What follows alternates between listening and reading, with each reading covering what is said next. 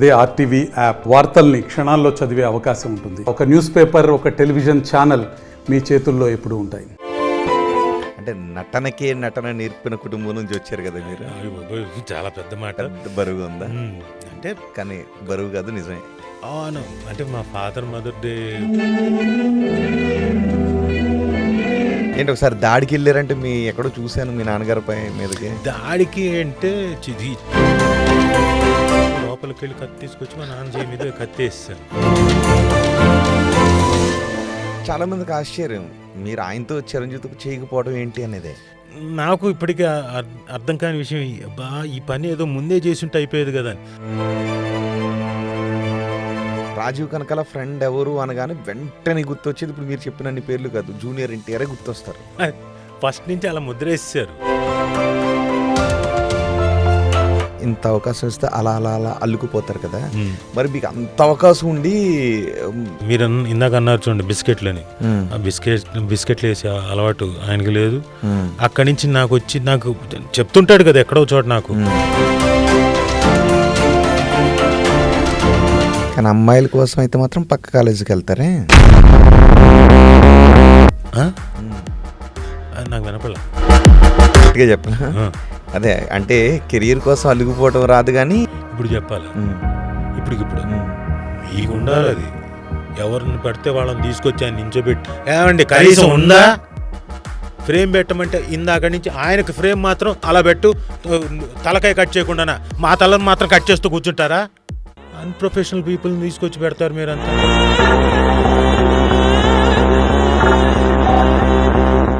Hi friends, Rajiv కనకాలని మీరు వెండి తెరపైన బుల్లి తెరపైన మాత్రమే చూస్తారు. చిన్ననాటి విషయాల దగ్గర నుంచి ఈ రోజు వరకు ఆయన ఏమనుకుంటున్నారు, ఈ విషయాలన్నీ కూడా మనం మాట్లాడబోతున్నాం. హాయ్ రాజీవ్ కనకాల. హాయ్ రోహిత్ గారు, ఎలా ఉన్నారు? I'm good, I'm fine. మీరు ఎలా ఉన్నారు? చాలా బాగున్నాను. మీతో మీరు బాగుంటారండి. మీరు ఎలా బాగుండకుండా ఉంటారు? మీ ప్రోగ్రాంలు అన్నీ చూస్తుంటా పొద్దున్నే. నాకు గంట సేపు అదే ఎంటర్టైన్మెంట్. మీరు ఆగండి, మీరు మాట్లాడినివ్వండి అని. మీరు మాట్లాడుతుంటే అసలు ముచ్చటేస్తుంటుంది. అసలు ఎలా కంట్రోల్ చేస్తారా మీరు అంతమందినని. అంటే మీరు డిబేట్లో కూర్చున్నప్పుడు అంటే ఎలా మీ మైండ్ సెట్ ఎలా ఉంటుంది? రాజీవ్ కనకాల గారు ఇంటర్వ్యూ చేయాల్సింది నేనా మీరా? సరదాగా నాతోటి ఇప్పుడు నేను రివర్స్లో చేస్తున్నాను అనుకోండి. రాజీవ్ కనకాల గారు ఇంటర్వ్యూ చెప్పాల్సింది నేనా మీరా? ఏముంది, కాసేపు ఇంతమందిని మీరు చేశారు, ఇప్పుడు నేనేదో మీ గురించి అడిగాను, తప్పే ఉంది? రాజీవ్ కనకాల గారు పొగుడుతున్నారా తిడుతున్నారా? సీరియస్గానే పొగుడుతున్నాను, నేను తిట్టట్లేదు. తిట్టేది ఉంటే అది నేను అసలు మాట్లాడను. కానీ గెస్ట్ మీరు ఒక్కరు అయిపోయారు, ఇంకో గెస్ట్ ఉంటే ఇంటర్వ్యూ అయ్యేటప్పటికి మీకే క్లారిటీ వచ్చేస్తున్నా. ఆగండి మీరు చెప్పండి. రైట్. నెక్స్ట్ అలాంటి గెస్ట్ని తీసుకుని రండి, మీకు ఎక్స్పీరియన్స్ అయిపోద్ది. షూర్ డెఫినెట్గా. ఈసారి మళ్ళీ ఏదైనా వద్దులేండి బాబోయ్, ఏ వివాదం లేనా తల దూరుస్తున్నారు? నేను పొరపాటున కూడా ఏదో ఉంది ఎక్కడో. లేదు ఏమో చెప్పలేం. అంటే ఉంది లేవు చెప్పలేం కదా అంటున్నా. చెప్పలేమన్న దగ్గర ఏదో ఉంది. మీరు వివాదంలోకి రాకుండా ఉండాలన్నా కానీ మిమ్మల్ని తీసుకొస్తే మనం ఏం చేయలేం కదా. నేను అలా అంటున్నా, ఆ కోణం నుంచి చెప్తున్నా. అంటే బయటికి చెప్పని మనసులో దాచుకున్నవి, లేదంటే చిన్న ఇలాంటివే వివాదంలోకి లాగడం అంటే నాకు లేవండి అంటున్నా కానీ. ఇప్పుడు అంటే చిన్ననాటి ఏదైనా ఉందా అని చెప్పేసి మీరు లాక్కొస్తున్నారు చూడండి, దీన్నే అంటారు వివాదం అని. కాదు రాజీవ్ కనకాల గారు, మామూలుగా భుజాలు తడుముకున్నారు మీరే, లేదు అంటే ఎలా నమ్ముతాను చెప్పండి? నేను తడుముకోలేదు, నేను అంటుంది మనం చెప్పలేము కదా అంటున్నాను. మీరు ఎలాగైతే లాయర్గా ప్రాక్టీస్ చేస్తూ అది వదిలేసి మీరు అంటే న్యూస్ యాంకర్గా వచ్చేసి, మోడరేటర్గా వచ్చేసి, మళ్ళీ ఇందులో ఏమో ఒక వాట్యూసే పాడ్కాస్ట్ ఇంటర్వ్యూర్గా కూడా చేస్తూ దీంట్లోకి ఎలా వచ్చారు చెప్పలేము. అలాగే మీరు అనుకోలేదు కదా. ఏం కవరింగ్ ఇచ్చారండి? కవరింగ్ కాదు, మీరు అనుకోలేదు కదా. చిన్నప్పటి నుంచి ఇంతేనా మీరు? ఎప్పుడు నేనా? మీరు ఎలాగో కాదు ఇంత మంచి కవరింగ్ ఇచ్చారు, చిన్నప్పటి నుంచి ఇంతేనా? కొంచెం ఉంది ఆ లా తాలూకు కవరింగ్, ఇంకోటి ఎలా కవర్ చేసుకోవాలా అవన్నీ తెలుసు, ఎందుకంటే యాక్టర్ కదా. అంతేకా యాక్టర్ అంటే గుర్తొచ్చారు మీరు. అంటే నటన నేర్పిన కుటుంబం నుంచి వచ్చారు కదా మీరు. చాలా పెద్ద మాట. బరువు ఉందా? అంటే కానీ బరువు కాదు, నిజమే. అవును. అంటే మా ఫాదర్ మదర్ డే వాళ్ళు ఎక్కువ కాలం ఇదే ఫీల్డ్లో వాళ్ళు చాలామందికి టీచ్ చేశారు కాబట్టి అదొక ఆనందం. ఎందుకంటే చాలామంది వాళ్ళ దగ్గర నుంచి శిష్యులుగా వచ్చి వాళ్ళందరూ చాలా చోట్ల చాలా చాలా డిఫరెంట్ అంటే ఇదే దీంట్లో ఫీల్డ్లో కొంతమంది డైరెక్టర్లు అయ్యారు, కొంతమంది యాక్టర్లు అయ్యారు, కొంతమంది రైటర్లు అయ్యారు. సో డిఫరెంట్ దీంట్లో హోదాల్లో పనిచేస్తున్నారు. కొంతమంది ఛానల్స్లో వర్క్ చేస్తున్నారు, కొంతమంది ఇండివిజువల్గా వర్క్ చేస్తున్నారు, కొంతమంది సినిమాల్లో వర్క్ చేస్తున్నారు. సో ఆనందంగా ఉంటుంది అవన్నీ వింటూ ఉంటే, చూస్తూ ఉంటే. ఒకసారి ఆ స్కూల్ గురించి గుర్తు చేసుకుంటే ఏ విషయాలు గుర్తొస్తాయి మీకు? అసలు నాకు చాలా చాలా బోల్డ్ అన్నీ ఉన్నాయి, ఒకటి కాదు. ఎందుకంటే నేను అంటే పుట్టిన తర్వాత ఒక 6 నెలలకి నన్ను చెన్నై తీసుకెళ్ళారు. చెన్నైలో అక్కడ south Indian film chamber of commerce వాళ్ళది ఇన్స్టిట్యూట్. ఫస్ట్ బ్యాచ్ వచ్చి రజనీకాంత్ గారు, జీవి నారాయణరావు గారు, హేమా చౌదరి గారు, ప్రదీప్ శక్తి గారు, ఇలాంటి మహామహులు. సో 6 నెలల పిల్లోడిని ఎక్కడ తీసుకెళ్తుంది మా అమ్మ? అప్పుడు మీకు 6 నెలలా? అప్పుడు 6 నెలలే. ఇక్కడ నుంచి తీసుకెళ్ళినప్పుడు ఇంకా 6 నెలల పిల్లోడిని అక్కడ తీసుకెళ్ళి అక్కడ హాల్లో పెడితే అక్కడే దోగాడుతుండేవాడిని. ఈవిడ క్లాసులు ఈవిడది. సో అలా నా ఎక్స్పీరియన్స్ అంతా చిన్నప్పటి నుంచి నాకు ఇన్స్టిట్యూటే. అభిమన్యుడికి ఎట్లాగైతే వాళ్ళ మదర్ గర్భంలో ఉన్నప్పటి నుంచి విన్నాడో, నాకు అలా 6 నెలల దగ్గర నుంచి ఇన్స్టిట్యూటే, యాక్టింగే. అక్కడే దోగాడుతుండేవాడిని. అలా కొంత వయసు వచ్చిన తర్వాత మళ్ళీ స్కూల్లో వేశారు. అయిపోయిన తర్వాత ఎక్కడ తీసుకెళ్తుంది మా అమ్మ? చెన్నైలో ఇంకా మా బంధువులు ఎవరు లేరు కాబట్టి ఖచ్చితంగా ఇన్స్టిట్యూట్కే. సో నాకు మొత్తం లైఫ్ అంతా ఇన్స్టిట్యూటే. తర్వాత మా ఓన్ ఇన్స్టిట్యూట్ వచ్చిన తర్వాత ఇంట్లోనే మొత్తం స్టూడెంట్స్ ఉండేవాళ్ళు, కొంతమంది హాస్టల్లో ఉండేవాళ్ళు. సో వాళ్ళతోటే కలిసి కూడా ఉండేది. అంటే బికాస్ ఆఫ్ ఫైనాన్షియల్ ఇది కన్స్ట్రైన్మెంట్స్, సో అది కూడా చేయకపోతే కష్టమయ్యేది. ఎందుకంటే మా ఫాదర్తో నాకు ఎప్పుడు గొడవ అయ్యేది. నువ్వు ఎందుకు తక్కువ తీసుకుంటున్నావు ఫీజు? పక్కనే ఎవరో 3 లక్షలు తీసుకుంటున్నారు, 4 లక్షలు తీసుకుంటున్నారు. నీకు ఇంత విద్య ఉండి ఇంత నీకు only one actor from south India వెళ్ళి పుణే ఫిల్మ్ ఇన్స్టిట్యూట్లో సీటు సంపాదించి ఫస్ట్ సౌత్ ఇండియన్ యాక్టర్ అక్కడి నుంచి చదువుకొని ఇక్కడికి వచ్చి ఒక యాక్టర్గా పేరు సంపాదించుకొని అయిపోయిన తర్వాత టీచర్గా కూడా, అంటే ఎందుకంటే ఆయనకున్నంత వ్యాస్ట్ నాలెడ్జ్ ఇంకెవరికి లేదు. మిగతా వాళ్ళు నేర్చుకుని ఉండొచ్చు, నేను కాదన్ను, కొంతవరకు ఏదో చెప్తారేమో. బట్ ఈయన థియరీ కానివ్వండి, మిగతావన్నీ అన్నీ తర్వాత ఈయన చదివింది మిగతా లీ స్ట్రాస్బర్గ్ ఇన్స్టిట్యూట్ నుంచి వచ్చిన సిస్టమ్ అది. అంటే స్టానిస్లవిస్కీ సిస్టమ్. అది మీకు చెప్పాలంటే స్టానిస్లవిస్కీ సిస్టమ్ని లీ స్ట్రాస్బర్గ్ ఇన్స్టిట్యూట్కి వచ్చింది అమెరికా నుంచి రోషన్ తనేజా గారు అనే ఆయన అక్కడికి వెళ్ళి నేర్చుకొని ఇక్కడికి వచ్చి పూణే ఫిల్మ్ ఇన్స్టిట్యూట్లో మా నాన్న గురువు. సో అలా ఇక్కడికి వచ్చింది, మా నాన్న ఇక్కడికి తీసుకొచ్చారు. బట్ ఆయన అక్కడితో ఆగిపోలేదు, బోల్డ్ అని పుస్తకాలు. పూణే ఫిల్మ్ ఇన్స్టిట్యూట్లో ఉన్నప్పుడు ఈయనకి హిందీ రాదు. So only languages English. మిగతా వాళ్ళతో కమ్యూనికేషన్ కష్టం, హిందీ రాదు కాబట్టి. అందరూ హిందీ వాళ్ళు, నార్త్ ఇండియన్ వాళ్ళు, ఈస్ట్ వెస్ట్ అలా కదా వచ్చేవాళ్ళు. సో అలాంటి చోట ఇంకేం చేశాడు ఈయన, సావాసం అంతా లైబ్రరీ వెళ్ళి పుస్తకాలు విపరీతంగా చదివేశాడు. అంటే డిఫరెంట్ ఇజమ్స్ కానివ్వండి, డిఫరెంట్ ప్రజెంటేషన్ స్టైల్స్ కానివ్వండి, థియేటర్ గురించి, నాట్యశాస్త్రం గురించి, ఇవన్నీ చదివిన తర్వాత ఈయనకంటూ ఒక ఇది ఏర్పడుతుంది కదా, ఒక పందా ఏర్పడుతుంది, నాలెడ్జ్ ఏర్పడుతుంది కదా. ఇవన్నిటి మిక్స్ చేసి ఆయనంతగా ఆయన పుస్తకం కూడా రాశాడు, అభినయ వేదం, సపరేట్గా. అంటే ఉన్నదాన్ని ఎంత ఎఫెక్టివ్గా చెప్తే బెటరు ఆ లెసన్స్ అని.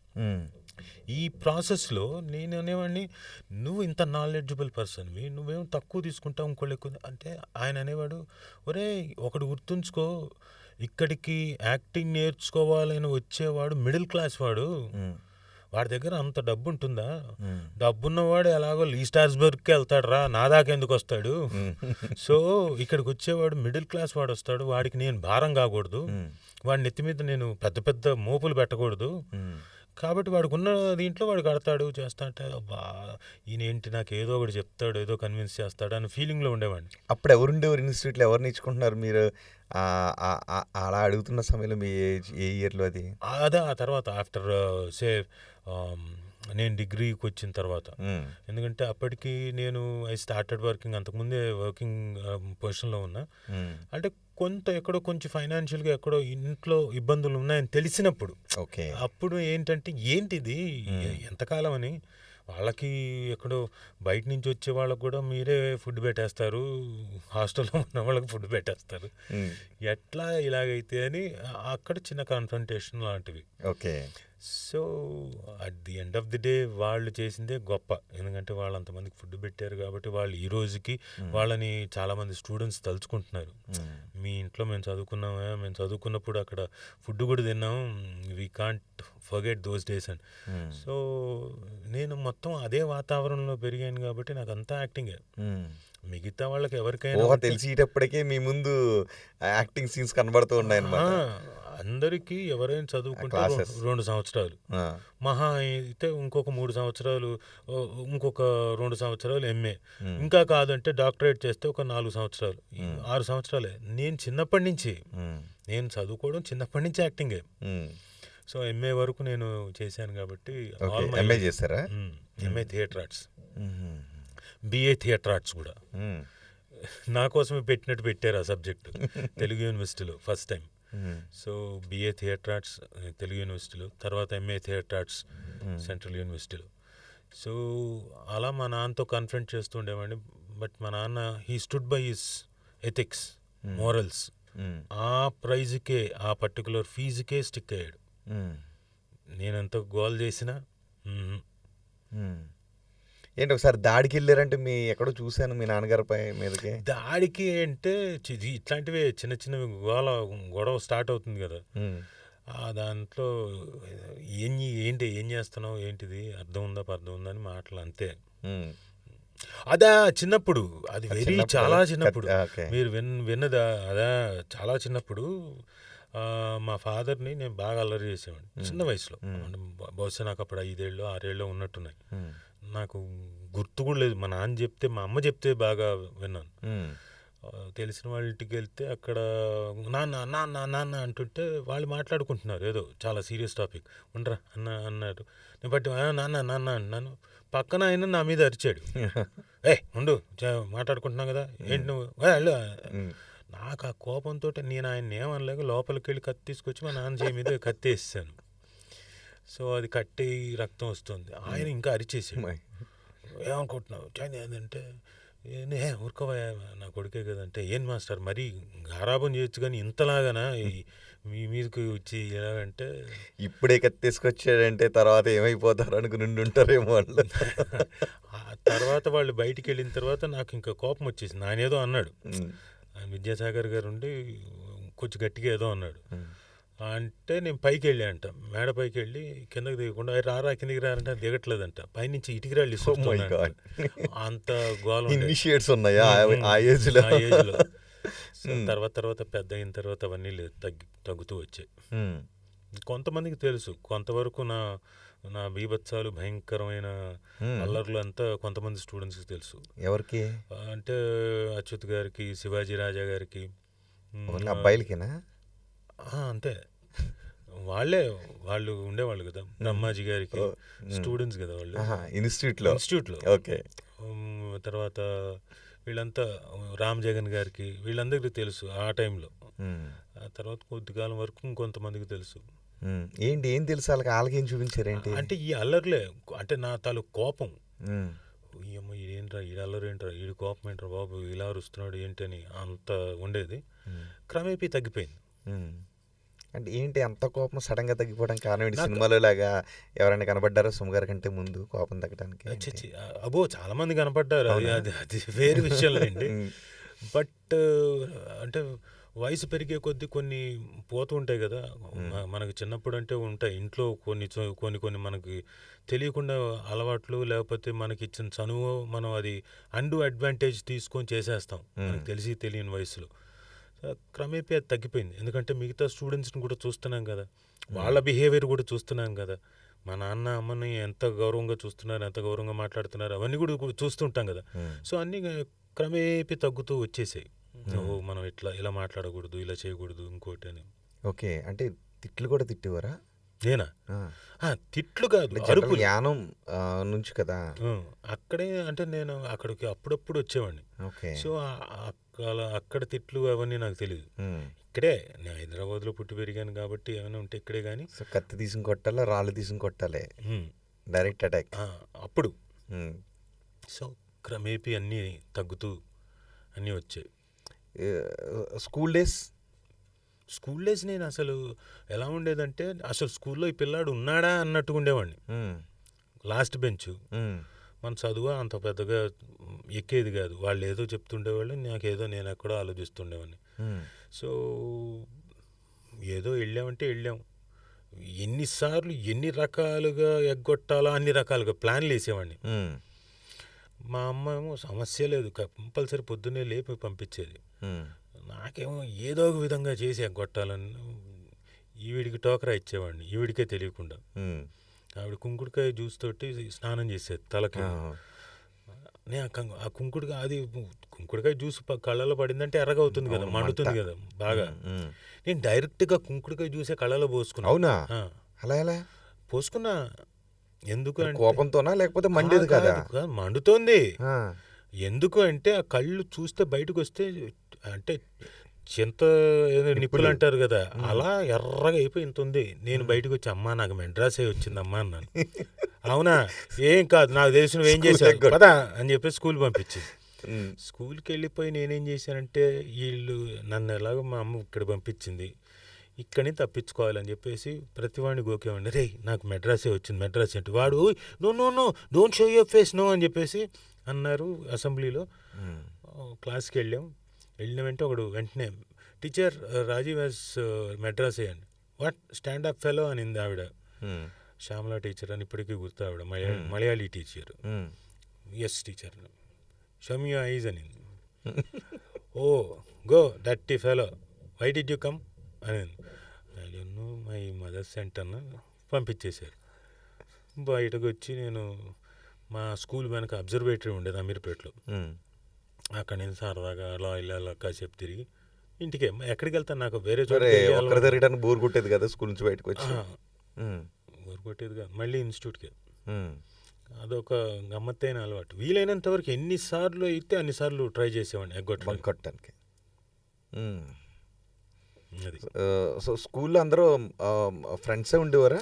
చాలా తక్కువ, నాకు ఒకళ్ళిద్దరు తప్ప నాకు ఎక్కువ మంది కాదు. నేను చదివే టైంలో నాకు భరత్ భూషణ్ అని నా క్లాస్మేట్, వాడు నా క్లాస్మేట్, వాడు ఫ్రెండ్. ఏ క్లాస్ అప్పుడు? అప్పుడు 7th 8th టైంలో, 7th నుంచి 10th టైంలో ఉన్నారు మిగతా వాళ్ళందరూ. 7th క్లాస్లో స్కూల్ బంక్ కొట్టడానికి కంట్లో కుంకుడికి రసం పోసుకున్నారు. అబ్బో. సో మిగతా వాళ్ళు సతీష్ అని ఇంకొక అబ్బాయి ఉన్నాడు, ఏవి కిరణ్ అని ఉన్నాడు, గోపి అని ఉన్నాడు, గోపిధర్, శశిధర్ ఉన్నారు, ఫ్రెండ్స్ ఉన్నారు. కాబట్టి అంత క్లోజ్ కాదు. ఇందులో భరత్ భూషణ్ కొంచెం క్లోజ్. మరి ఎందుకు నన్ను ఫ్రెండ్గా అనుకున్నాడో తెలియదు. అంటే నా అంత దద్ది. ఇంకొకడు చదువు అంటే ఏమీ తెలియదు, క్లాస్ బుక్ అడిగినా అది ఖాళీగా ఉంటుంది తప్ప ఏముండదు. మ్యాక్సిమం నేను ఎవరిదైనా ఉంటే నోట్స్ ఇవ్వండిరా బాబు నువ్వు రాసుకునేవాడిని. కొంత గ్రహించేవాడిని, నాలెడ్జ్ గ్రహించేవాడిని. ఆ టెక్స్ట్ బుక్లో ఉన్న యాజ్ ఇట్ ఈజ్ ఉన్న అవి నాకు తెలియదు, బట్టి కొట్టడాలు అవి తెలియదు. సెన్స్ని పట్టుకునేవాడిని. అలా అది మాత్రం తెలుసు. అలా అంటే ఎందుకు స్కూల్కి బంక్ కొట్టాలనిపించింది? ఇక్కడ యాక్టింగ్ మీద ఇంట్రెస్ట్తోనా? ఎస్, అంటే బేసిక్గా నాకు నా వాతావరణం అంతా అది అయిపోయేసరికి నాకు అది అలవాటు. నేను అక్కడ యాక్టివ్గా ఉండేవాడిని. ఇక్కడికి వచ్చేసరికి నేను చాలా డల్గా అలా వెనక బెంచ్లో ఒక్కడిని అలా ఉండేవాడిని. పక్కకు చూద్దామంటే మా క్లాస్లో అమ్మాయిలు అందరూ పెద్దగా అందంగా బాగాలేదా, అందరూ కొబ్బరి నూనెలు పూసుకొని వచ్చేవాళ్ళు. కాబట్టి అబ్బా వద్దులే అని చెప్పేసి ఇటు తిరిగేవాళ్ళు. పక్కన ఏ సెక్షన్లో బాగుండేవాళ్ళు, వాళ్ళంతా హిందీ వాళ్ళు కొంచెం. ఓకే, వాళ్ళు బాగుండేవాళ్ళు. ఇంటర్వెల్ ఇచ్చిన టైంలో బయటకు వచ్చేవాళ్ళం. బయటకు వచ్చేసరికి ఇటు తిరిగే వెళ్ళిపోయేంతలో అటు వెళ్ళిపోతుండేవాళ్ళు. సరే, ఆ వయసులో ఏం చేస్తాను. బి సెక్షన్ అందరూ కొబ్బరి నూనె బ్యాచ్ చక్కగా నీట్గా. కాకపోతే నాకు ఇప్పుడు అనిపిస్తుంది పద్ధతిగా తయారై వచ్చేవాళ్ళు.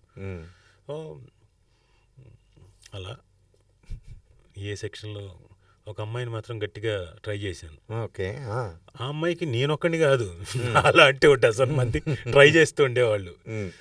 సో అలా సో ఏమైంది మరి ట్రై చేసినప్పుడు? ఏమవుతుంది ఏం లేదు, నేను అక్కడ దాకా వెళ్ళి ఏం చెప్పలేదు, ఎప్పటికప్పుడు చెప్దామని ట్రై.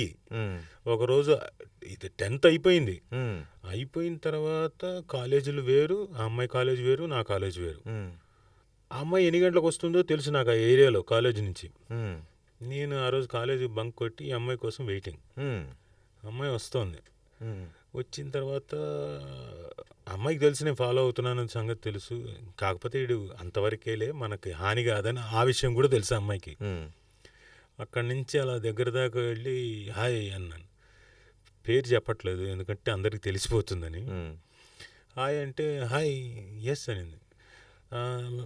చెప్పచ్చు కదా, నా మనసులో ఉన్నది నేను చెప్పాను కదా. అటు ఇది చెప్పే I want your English notes అన్నాను. కాలేజే వేరు, నేనేమో సెయింట్ మేరీస్, అమ్మాయి ఏదో అమీర్పేటలో ఇంకో కాలేజ్. అమ్మాయి ఐ డోంట్ హ్యావ్ అనింది. ఓకే థ్యాంక్ యూ అని కొట్టి వెళ్ళిపోయా. సో అలా ఎప్పుడు నోట్స్ తీసుకోలేదా మరి? ఇంకంతే, తర్వాత అయిపోయింది, కలవలేదు ఇంకెప్పుడు? ఇంకా తర్వాత కలవలేదు. ఆ తర్వాత ఎవరు మళ్ళీ ఆ తర్వాత ఇంకెవరైనా వచ్చారా? ఆ తర్వాత అవన్నీ ఎందుకులేండి, ఫస్ట్ వరకు తెలుసుకోండి. First and last Suma. మధ్యలోనే చెప్పాలంటే అవన్నీ వద్దు. అయితే ఒక్కొక్కటి బయటకు వస్తుంది. ఇంతకు ముందు మీరు అన్నారు చూసారా, ఆ సినిమా అంతా ఇప్పుడు చూపిస్తాం. చిచ్చి ఏం లేదు, నాకు తెలుసు మీరు మంచి లాయర్ అని, మీరు హైకోర్టు ఆ తర్వాత వీలైతే సుప్రీంకోర్టు కూడా ప్రాక్టీస్ చేయాలని. మీరు హైకోర్టు ప్రాక్టీస్ నిజంగా కోరుకుంటున్నా. నేనే వస్తా ఏదైనా కేసు తీసుకొని. ఎవరైనా ఉన్నానుకోండి, మన రోహిత్ గారు ఉన్నారు మన ఫ్రెండే, ₹1 తక్కువ తీసుకోమని చెప్తానని తీసుకొస్తా. ఏ సార్ నాకు బిస్కెట్? లేదు బిస్కెట్లు బాగా వేస్తారా? లేదు, నాకు అది చేత కాదు మొత్తం. లేదు ఇప్పుడు నాకే వేసారంటే బిస్కెట్లు. ఆ రోజుల్లో నాకు చేత కాదు. కాలేజీలో ఉన్నప్పుడు ఎన్ని వేసి ఉంటారు? మాది అబ్బాయిలది, మాది కో ఎడ్యుకేషన్ కాదు. కాలేజీ కూడా వెళ్ళి వేసాను లేదంటే అక్కడికి వచ్చేవాడిని కానీ అక్కడ కుదరలేదు కదా. అమ్మాయి నో ఐ డోంట్ హ్యావ్ అనగానే ఓకే థ్యాంక్ యూ అని చెప్పేసి వెళ్ళిపోయానని చెప్తున్నా కదా. అంత ఇది లేదు, భయస్తుండే అంటే పెరిగి ఇన్ ది సెన్స్ ఇంకా అనేసిందిగా ఇంక లేదనుకొని వెనక్కి వెళ్ళిపోయాను అంతే. లేదు ఇంకో కొంచెం పట్టుదలతో మరుసటి రోజు వెళ్ళి, లేదు నా మనసులో ఇది ఉంది, నా మనసులో నువ్వున్నావు అని చెప్పుంటే ఏమయ్యి ఉండేదో అది వేరు విషయం. చెప్పలేదు కదా. ఎప్పుడైనా అనుకున్నారా చెప్పుండాల్సిందని? చాలాసార్లు అనుకున్నాను, అయిపోయింది. సుమగారు వింటున్నారా? నాతోటి ఆయన కావాల్సిగా ఇది చెప్పండి బాగుంటుంది, ఇదే బ్రేకింగ్ ఇది అని చెప్పేసి అన్నారు, అందుకని చెప్పాను. సుమ చెప్పారా సుమగారికి ఎప్పుడైనా ఇలా? ఏది చెప్పలా, తెలియదు. తెలుసా ఈ మ్యాటర్ తెలియదు. అమ్మో, అయితే నేను చెప్పాల్సిందే. సుమగారు వినండి, అర్థమవుతుందా మీకు? పేరేంటి అమ్మాయిది? చెప్పను, అందుకేగా ఇందాక పేరు చెప్పననింది. ఓకే సరే, పేరు రాబడదాం. ఓకే, ఇప్పుడు మీకు ఊహ తెలిసేటప్పటికి మీ యాక్టింగ్ స్కూల్లో ఎవరు ఫస్ట్ మీకు తెలుసు? అప్పుడప్పుడు తెలుస్తుందా యాక్టింగ్ స్కూల్ గురించి? అప్పుడున్న నటులు ఎవరు? నాకు ఊహ తెలిసేసరికి నాకు అంటే మా యాక్టింగ్ స్కూల్ గురించా, లేకపోతే మా నాన్న వాళ్ళు ఆల్రెడీ ఉన్న స్కూల్స్ డిఫరెంట్ స్కూల్స్లో ఉన్నప్పుడు? మీ యాక్టింగ్ స్కూల్ గురించి. ఓన్లీ మా యాక్టింగ్ స్కూల్. నాకు రెండు చెప్పండి. నాకు ఎప్పుడైతే ఊహ తెలిసిందో అప్పటికి దీక్షిత్ గారు, భిక్షు గారు, ప్రసాద్ రెడ్డి గారు, విశ్వమోహన్ గారు, దశిక రాము గారు, వీళ్ళందరూ నాకు బాగా గుర్తు. త్యాగరాయ గాన సభలో ఉండేది రిపర్టరీ అని ఉండేది, స్టైఫండ్ ఇచ్చి వాళ్ళని యాక్టింగ్ నేర్పించి, అది semi government, not full government, semi government కాబట్టి దాంట్లో వీళ్ళందరినీ సెలెక్ట్ చేసుకొని వీళ్ళకి యాక్టింగ్ నేర్పించి ప్రతి ఊర్లో తీసుకెళ్ళి పర్ఫార్మెన్స్లు అవి ఉంటాయి. అప్పటికి నాకు ఊహ తెలుసు, నేను వీళ్ళందరితో ఇంప్రవైజేషన్లు అవన్నీ చేసేవాడిని.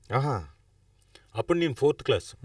ఓహో, అప్పటికి 4th క్లాస్ కాబట్టి నాకు బాగానే ఊహని వచ్చేసింది, తెలుసు, అప్పటికే తెలుసు.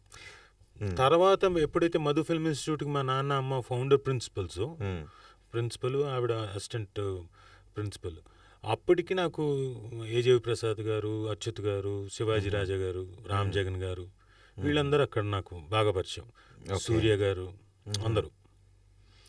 ఆ తర్వాత మా ఇన్స్టిట్యూట్ వచ్చేసరికి రామకృష్ణ ప్రసాద్ గారు, బ్రహ్మాజీ గారు, వీళ్ళంతా. బ్రహ్మాజీ గారు, రామకృష్ణ ప్రసాద్ గారు కూడా మధు ఫిల్మ్ ఇన్స్టిట్యూట్లో జాయిన్ అయ్యారు. అయితే ఎప్పుడైతే మా ఓన్ ఇన్స్టిట్యూట్ స్టార్ట్ చేసాం అప్పుడు మాతో వచ్చారు. ఓకే, అచ్యుత్ గారు, బ్రహ్మాజీ గారు, రామకృష్ణ ప్రసాద్ గారు, అలా కొంతమంది స్టూడెంట్స్ మా నాన్నతో పాటు వచ్చారు. ఓకే. మరి చిరంజీవి, రజనీకాంత్, రాజేంద్ర ప్రసాద్ నాకు అంత గుర్తులేదు. కాకపోతే చెప్తుంటే వినేవాడిని. చిరంజీవి గారు అప్పుడప్పుడు ఇంటికి వచ్చినప్పుడు చాక్లెట్ ఏదో ఇచ్చేవాళ్ళు నాకని, అది తెలుసు. అంతకుమించి రాజేంద్ర ప్రసాద్ గారు మాత్రం తర్వాత నాకు తెలిసిన తర్వాత కూడా ఆయన అప్పుడప్పుడు ఇంటికి వస్తుండేవాళ్ళు కాబట్టి ఆయన తెలుసు, ఆయన బాగా తెలుసు. ఆయన వచ్చినప్పుడల్లా ఎరా రాజా, నువ్వు పెద్ద రాజా కాదు, నేను పెద్ద రాజా, నువ్వే చిన్న రాజా. శివాజీ రాజా కాదు రాజేంద్ర ప్రసాద్. ఆ.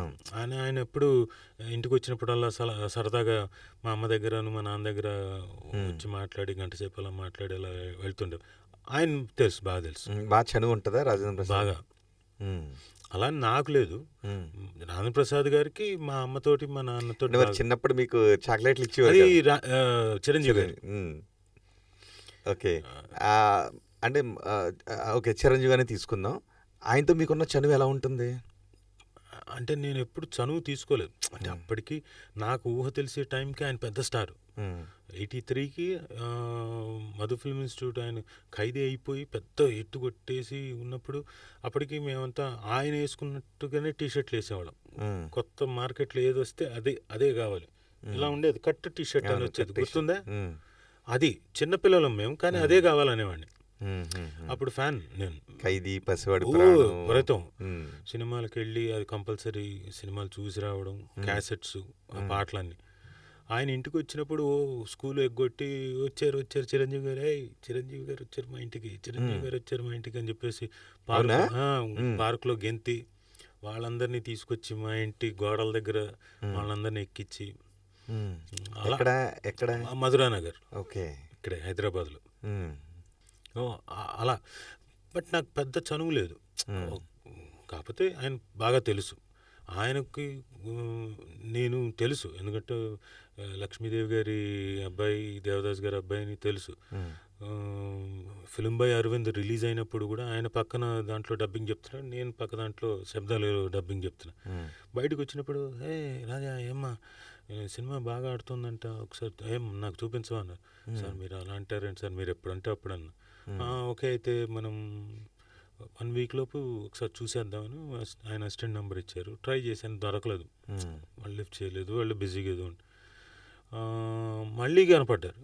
ఏమయ్యా నీకు చెప్పాను కదా నాకు చూపించవా అంటే, సార్ నేను ట్రై చేశాను సార్ కుదరలేదంటే. అయితే ఓకే ఒక్క నిమిషం, ఇదిగో పలానా వాళ్ళ నెంబర్ తీసుకో ఇంకొకళ్ళది, ఖచ్చితంగా మనం ఎల్లుండి నేను చెప్పేస్తున్నాను ఇప్పుడు ఏంటి మనం ఓకేనా, ఎల్లుండి ఖాళీ అన్నారు, అడిగారు, ఓకే అన్నారు, ఎల్లుండి చూస్తున్నాం అన్నారు.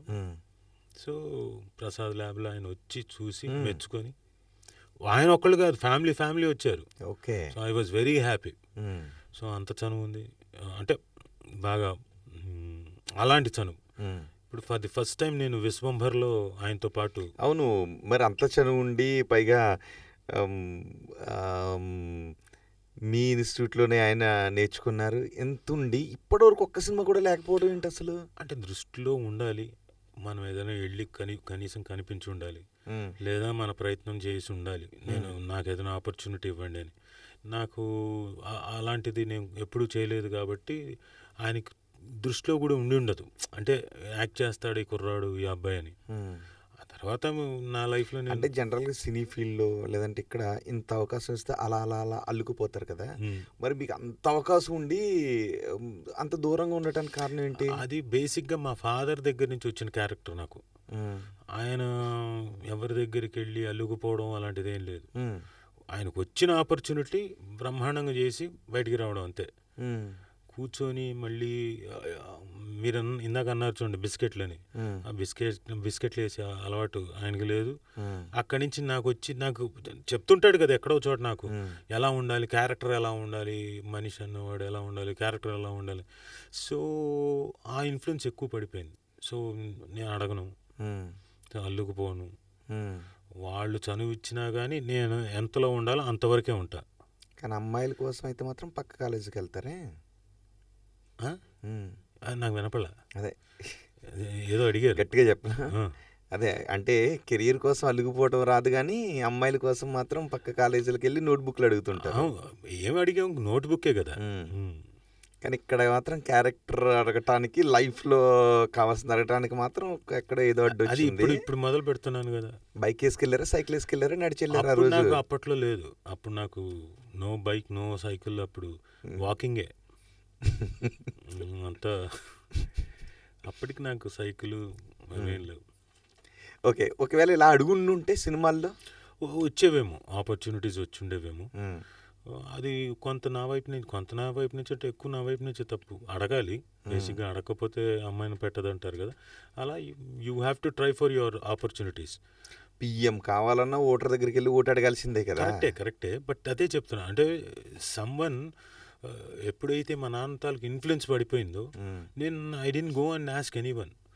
నా పర్ఫార్మెన్స్ తోటి నేను మెప్పించి నేను స్క్రీన్ మీద కనపడినప్పుడు, ఒకవేళ వీడు బాగా చేస్తున్నా అంటే దాన్ని బేస్ చేసుకుని నాకు మళ్ళీ ఆపర్చునిటీ వస్తుంది అన్న ఒక దీంతో ఉండేవాడిని. అలాగే వచ్చేవి. ఆ వచ్చిన ఏదైతే నా దాకా వచ్చేవి దాన్ని మాత్రం నేను హ్యాండిల్ చేసుకుంటూ వచ్చేవాడిని. అంటే ఏం అడగకుండానే 225 సినిమాలు వచ్చాయి. అడుగుండుంటే ఇంకా వచ్చేవి. అదే ఒకసారి అల్లు అర్జున్ గారు చెప్పారు, ఈ సరైనోడు షూటింగ్ జరుగుతున్నప్పుడు కోర్ట్ సీన్ చేస్తున్నాం, చూసి ఆయన మధ్యాహ్నానికి పిలిచాడు. సార్ రండి, వెళ్ళాను. సార్ నాకు ఈ తెర మీద 10 మంది ఆర్టిస్టులు ఉంటే ఆ 10 మందిలో నాకు ఎందుకో మిమ్మల్నే చూడాలనిపిస్తుంది. అంత స్క్రీన్ ప్రెజెన్స్ ఉన్న యాక్టర్ మీరు, ఎందుకు మీరు తక్కువగా చేస్తున్నారు? తక్కువ ఏం లేదండి, నాకు వచ్చినవి చేస్తున్నాను. వచ్చినా అంటే మీరు ఎవరి దగ్గరికి వెళ్ళరా, కలవరా, అడగరా అన్నారు. అన్నా. అంటే ఆయన అప్పుడు చెప్పాడు, లేదు సార్ అడగాలి, మేము ఒక పద్ధతిలో, మా హీరోలు మేము ఒక పద్ధతిలో మాట్లాడుకుంటాం, మీరు ఇంకో పద్ధతిలో అడగండి. మరీ డైరెక్ట్గా వెళ్ళి సార్ నాకు ఆపర్చునిటీ ఇవ్వండి సార్ అని అడగండి, ఇంకొక పద్ధతిలో అడగండి అంటే ఓకే సార్ ఐల్ ట్రై అన్నాను. అప్పటి నుంచి ట్రై చేద్దాం అనుకున్నా, కానీ ఎందుకు ఆ జీల్ లేకుండా పోయింది. అంటే అది ఏమో అనుకుంటే ఆగాను. బట్ ఇప్పుడు డిసైడెడ్ అడగాలి అని. అది ఇంకో పద్ధతిలో. ఎలా ఇంకో పద్ధతి అంటే? నా మేనేజర్ వెళ్ళి అడగడం. ఓకే, అలా. సో ఫస్ట్ ఆ పద్ధతి ఫాలో అయ్యి ఉంటే సార్ ఏమవుతుందో తెలియదు, ఇంకా ఎక్కువ వచ్చి ఉండేవి. Okay, but better late than never. Suma గారు విన్నారా, వేరే కాలేజీకి వెళ్ళి నోట్బుక్స్ అడిగారంట కెరియర్లో. అంటే సుమ అసలు అడగలేదు. నాకు సుమ అప్పుడు డిగ్రీ కాలేజీలో ఉందన్న సంగతి తెలియదు, అందుకని ఈ కాలేజీ దగ్గరికి వెళ్ళి అడిగాను. తప్పేంటండి? అప్పుడు ఆవిడే కాలేజీలో ఉన్నారు. అప్పుడు సెయింట్ ఆన్సా సెయింట్ మేరీ ఏమో తెలియదు, ఏదో 4 ఖర్చుకున్నారు మొత్తానికి. రండి బయటికి రప్పించి. నాకు తెలియదు. అంటే తను ఇంటర్లో ఏ కాలేజీలో చదివారో కూడా మీకు తెలియదు. సుమ గారు విన్నారా? కాదు, సెయింట్ ఆన్స్ వరకు తెలుసు, స్కూల్ వరకు. కాలేజ్ ఇంటర్మీడియట్ ఎక్కడ చదివి? Saint Ann's school Secunderabad. Okay. Degree మాత్రం తెలుసు, డిగ్రీ రైల్వే కాలేజ్ అక్కడ వరకు తెలుసు. మధ్యలో ఏంటి అన్నది తెలియదు. తెలుసుకోలేదన్నమాట. తను కూడా చెప్పలేదు. అంటే మీరు అడగలేదన్నమాట. తను చెప్పలేదు అని అర్థం. అంటే మీరు అడగలేదని కాదు, తను చెప్పలేదు అని అర్థం. సుమ గారు ఇప్పుడు కూడా తప్పు మీ మీద తోసేస్తున్నారు చూడండి. Okay, okay. ఇప్పుడు మరి విశ్వంబర్లో ఎలా వచ్చింది? విశ్వంబర్లో ఈయన వేణు వాసిష్ఠ గారు ఉన్నారు, మన డైరెక్టర్ గారు, ఆయనది బింబిసార చేశాను. మరి ఆయనకి నేనంటే మరి ఏమి ఇష్టమో నాకు తెలియదు. బింబిసార నేను చేసేటప్పుడు నాకు హెల్త్ చెయ్యి ప్రాబ్లం వచ్చింది. అంటే ఈ టెండన్ కొంచెం ఇబ్బంది పెట్టింది. షూటింగ్ అప్పుడు కూడా ఒక సీక్వెన్స్ చేసాం, తర్వాత మళ్ళీ బాగా ఇబ్బంది పెట్టింది. అందుకని తర్వాత క్యారెక్టర్ని కొంచెం కట్ షార్ట్ చేయడం అలా జరిగింది. బట్ స్టిల్ ఆయనకి నేనంటే ఎందుకో బాగా ఇష్టం. ఆయన రాజీవే చెయ్యాలి క్యారెక్టర్ అని చెప్పేసి విశ్వంబర్లో ఆ క్యారెక్టర్ చేయించాడు. So I'm thankful to Vasishtha గారు. ఇక్కడ కూడా మీరు అడగలేదు, ఆయన పాపం ప్రేమతో ఇచ్చాడు. ఆయన అంటున్నాడు, ఏందో అన్న నీ దగ్గరకు వచ్చేసి నీ మీద లవ్ కొద్ది ఇలా లాక్ అయిపోయాను నేను అని చెప్పేసి అంటున్నాడు. నాకు థ్యాంక్ యూ సార్, నాకు ఆపర్చునిటీ ఇచ్చినందుకు. ఎందుకంటే చిరంజీవి గారితో చేయడం అన్నది ఒక ఒక మైల్ రాయి లాంటిది కదా ఎనీ యాక్టర్. కానీ అదే చాలా మందికి ఆశ్చర్యం, మీరు ఆయనతో చిరంజీవితో చేయకపోవడం ఏంటి అనేదే. నాకు ఇప్పటికీ అర్థం కాని విషయం, బా ఈ పని ఏదో ముందే చేసుంటే అయిపోయేది కదా అని. బట్ నేను అనుకోవడం ఏంటంటే దేనికైనా టైం రావాలండి. టైం వస్తే తప్ప మనకు ఆ ఆపర్చునిటీ రాదు. కొన్నిసార్లు బహుశా నేను ఒక ఏజ్ గ్రూప్లో ఉన్నప్పుడు ఆ క్యారెక్టర్లు పనికి రాకుండా ఉండేవాడినేమో. ఆ 18, 17 ఆ ఏజ్ గ్రూప్లో అంటే నా ఘర్కా నా ఘాట్కా అన్నట్టు ఉంటాం కదా. అటు పెద్దవాడు కాదు, అటు పిల్లవాడు కాదు.